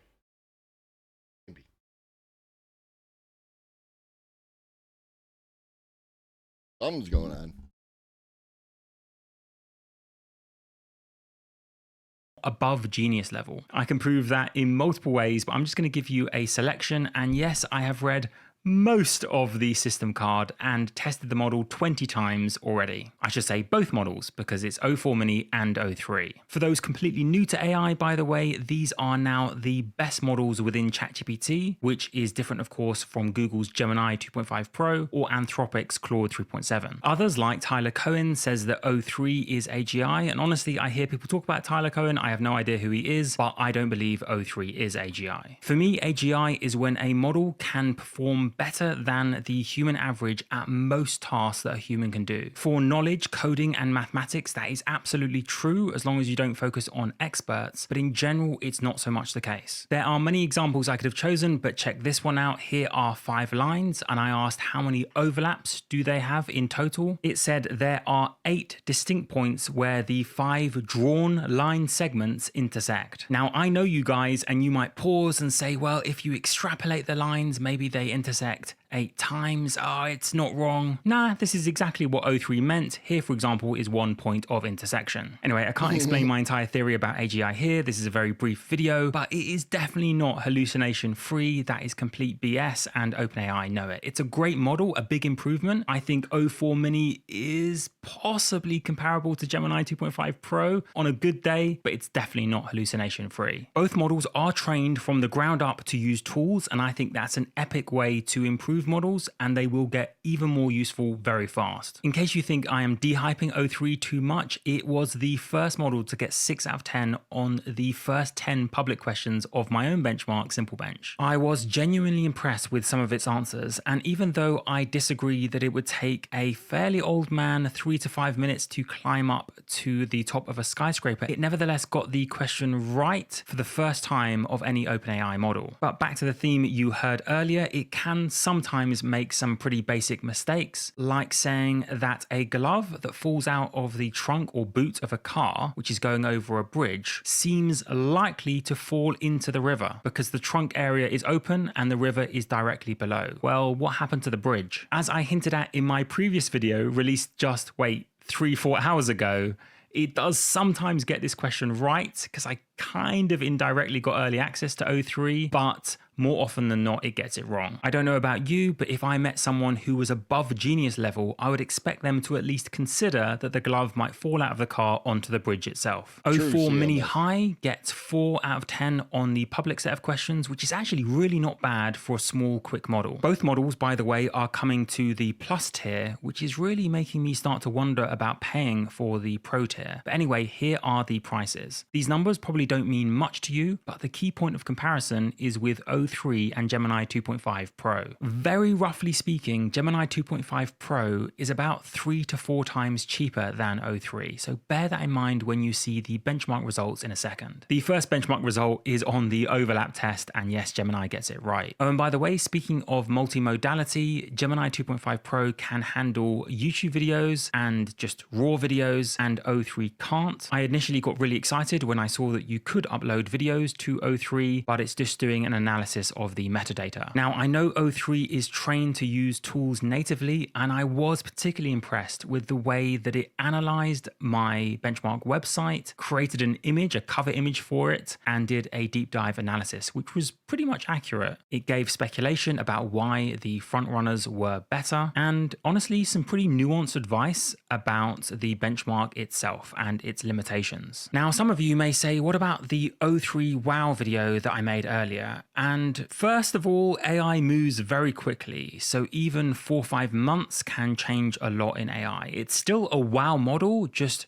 not as wow in comparison with, say, Gemini 2.5, or even sometimes Claude 3.7 thinking. There is another key detail, though, that they slipped into the presentation. They said that O3, the one I covered back in December, was, quote, benchmark optimized. The ones we're getting, as the ARC prize confirmed, are smaller in terms of compute, or less thinking time, than the version that they tested. Now, I am presuming that what they meant by benchmark optimized was that they let O3 think for a lot longer, have a lot more inference time compute. In other words, we are not quite getting the model that crushed ARC AGI. Some other quick details before we get to the benchmarks. And both models have a 200,000 token context window, think roughly 150,000 words, but they can output up to 80,000 words, which I think is pretty cool. Their knowledge cutoff, which you can think of as the limits of their training data, is June 1st, 2024. That compares to January 2025 for Gemini 2.5 Pro. It seems, and I haven't had time to check this, that they are still basing it on GPT-4o,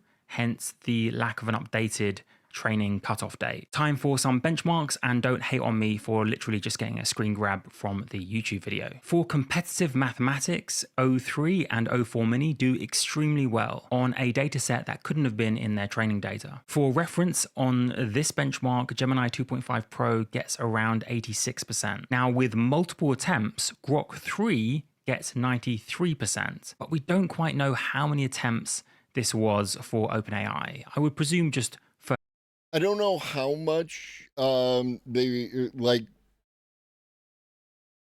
I don't have any information to collaborate that, Nick. But your third statement would make sense, right? Like, why would you put out a model that all the other companies could conceivably use to train their models when you would want to hold on to that in order to release better and better models?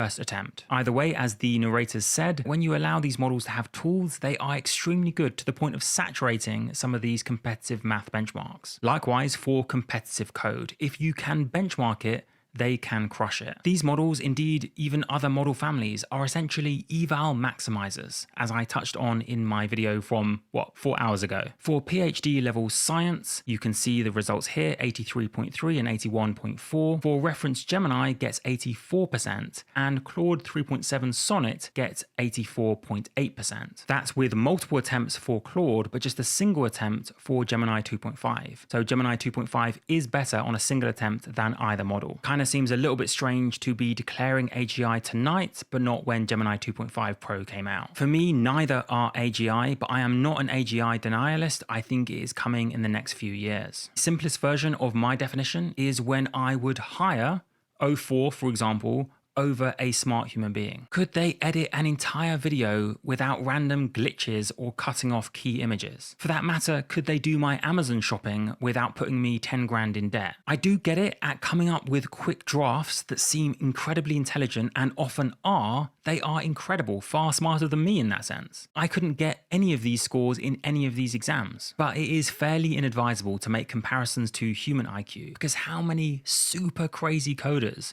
or PhDs do you know that could score like this but not count the number of overlaps. Or think of there being a bridge beneath the glove that's falling. If it's in their training data, amazing. If it's not, ugh. On the MMMU, which is a bit like the MMLU in the sense of it spans many different domains, but it focuses on questions involving charts and tables and graphs and things like that, O3 gets 82.9%. That is genuinely better than Gemini 2.5 Pro's 81.7%, so well done to OpenAI on that. Now on Humanity's Last Exam, which you can think of as a benchmark for really obscure knowledge, it was almost slightly disappointing for me, even though the previous record was OpenAI itself with deep research. Now in fairness, again, O3 beats Gemini 2.5 Pro, which got 18% in this benchmark. But given that deep research was powered by an early version, OpenAI said, of O3, I was expecting a little bit more, especially with the quote new and improved, Sam Altman said, O3 with Python and browsing tools. Or even O4 for that matter, I thought they might have injected more knowledge into it. That is kind of harsh because they're just challenging their own record in this benchmark, so well done to them again. The release notes from OpenAI were fairly interesting, with evaluations by quote external experts having O3 making 20% fewer major errors. That's great, but what happened to it being, quote, hallucination-free? If I saw Sam Altman retweet that a new model was, quote, hallucination-free, and I was an average white-collar worker, I would be panicking. What's the real truth? It is absolutely not hallucination-free, and making fewer major errors is great, but still concedes that it does make major errors, as we've seen already. On one part of Ada's polyglot coding benchmark, we can see that O3 on high settings indeed sets a record. It's more than 10 points higher than Gemini 2.5 Pro. But you may remember that O1 on high settings, as in thinking for a long time using lots of chains of thought, cost almost $200. That compares to $6 for Gemini. O3 high, in other words, may eke out Gemini 2.5 Pro and therefore become widely used, but at an extreme cost. Or the TLDR of all of that is even in those domains where O3 has taken the lead, it hasn't taken the cost-effective lead. On Codex CLI, their agent that you can run from your terminal, they're clearly taking aim at Claude Code, but obviously, given that it's only been around 2.5 hours, I haven't had time to test it. Of course, that may be turbocharged if OpenAI buy Windsurf, the competitor to Cursor itself. Of course, if you check out my previous video, Kevin Weil, the Chief Product Officer of OpenAI, said very clearly that competitive coding is not always the same as front-end coding, for example, so you'll have to test it yourself. As always, it comes down to how much high quality data there is in your domain, and indeed a diversity of data. As we all know in machine learning, sometimes you can overtrain on bits of data, as you can see in this example. Yes, this was O3 by the way. I bet some of the first comments will be, what about testing both models on SimpleBench given that the API is out tonight? Well, given my flight, that will have to be my colleague who is hopefully going to do it tonight, and so the results should be on the website tonight, fingers crossed. I suspect it may just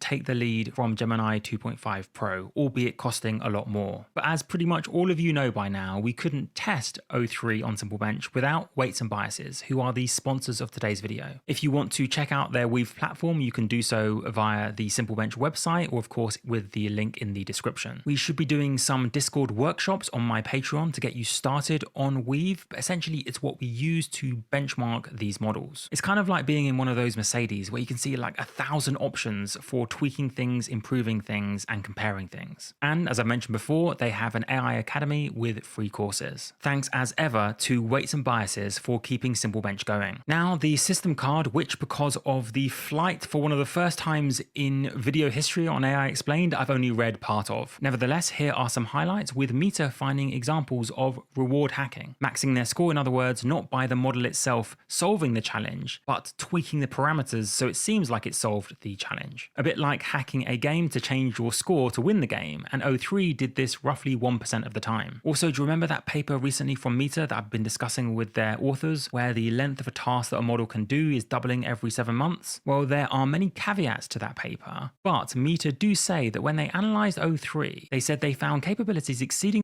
what up, wrong side of right? Those of other public models, and surpassing their projections from previous capability scaling trends that we saw. In other words, the time horizon of software tasks that they complete with greater than 50% reliability may be doubling in less than 7 months. Obviously, I'll have to come back to some of this stuff in other videos, but here's another highlight, that O3 and O4 Mini are on the cusp of being able to meaningfully help novices create known biological threats. That would cross OpenAI's own high-risk threshold, which would mean that they couldn't even release the model. I keep telling people this, that because of responsible scaling policies from Anthropic and OpenAI, they are promising people that they soon won't even be able to release certain models. That will be reassuring or disappointing to you depending on your perspective. Back to dehyping though, because I'm sure tonight you're going to see plenty of O3 is AGI screaming face thumbnails. Just to drown out that noise, check out OpenAI research engineer interview performance. Look at that incredible exponential you can see from 01 up to 04, well, kind of not really. Also Paperbench, which is testing whether AIs can replicate AI research papers. I bet this particular chart doesn't find itself in many AGI is here crazy thumbnails that you see, or videos for that matter, that you see tonight. Look at 01's performance,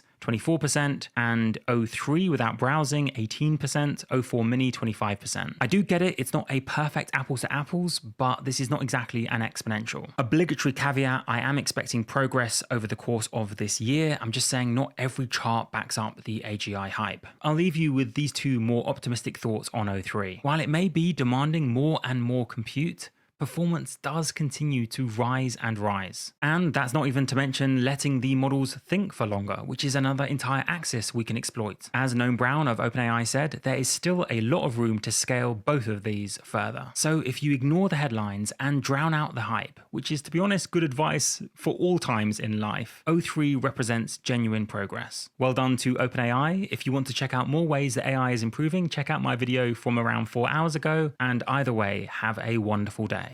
Yesterday, OpenAI released 2 new reasoning models. Stop talking. Stop talking. All right, folks.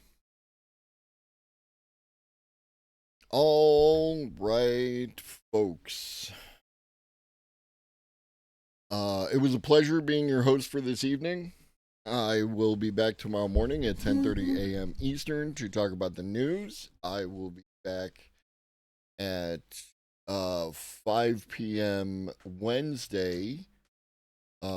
If you prefer the videos, and your reminder, our plan is to watch some AI videos up until 6 o'clock. Then 6 o'clock we'll watch Connections, and then I do not know who I'm rating. You have someone in mind. And then post Connections we will watch the culture video. So a bunch of you will be able to understand what I'm talking about when I talk about the culture, even though I don't know what I'm talking about when it comes to the culture, because I've only read about them in one book. We are waiting for the Fireship video until Wednesday.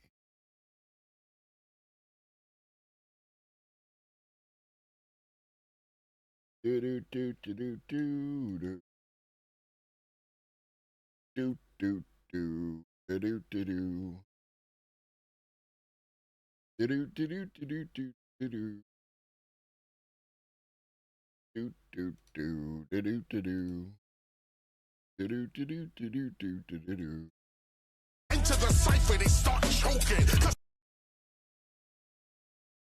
Do do do do do do do do do do.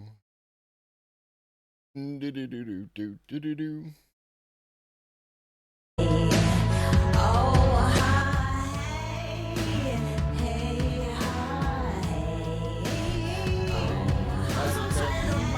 This is crazy. Here's my number. Call me maybe. Thank you for the follow. All right. So on the recommendation of Textillion, who if you don't have a good time, you blame Textillion. I'm joking. I'm joking. We are going to raid their friend. Stick around for the raid.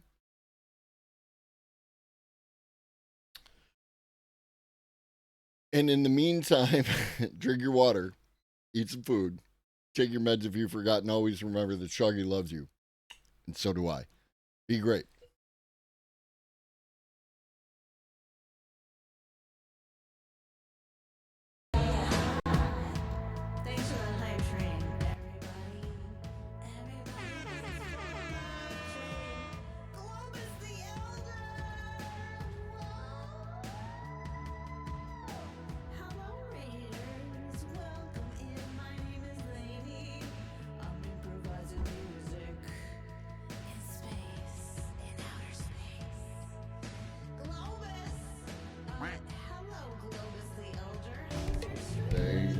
I just met you. This is crazy. Here's my number. Call me baby.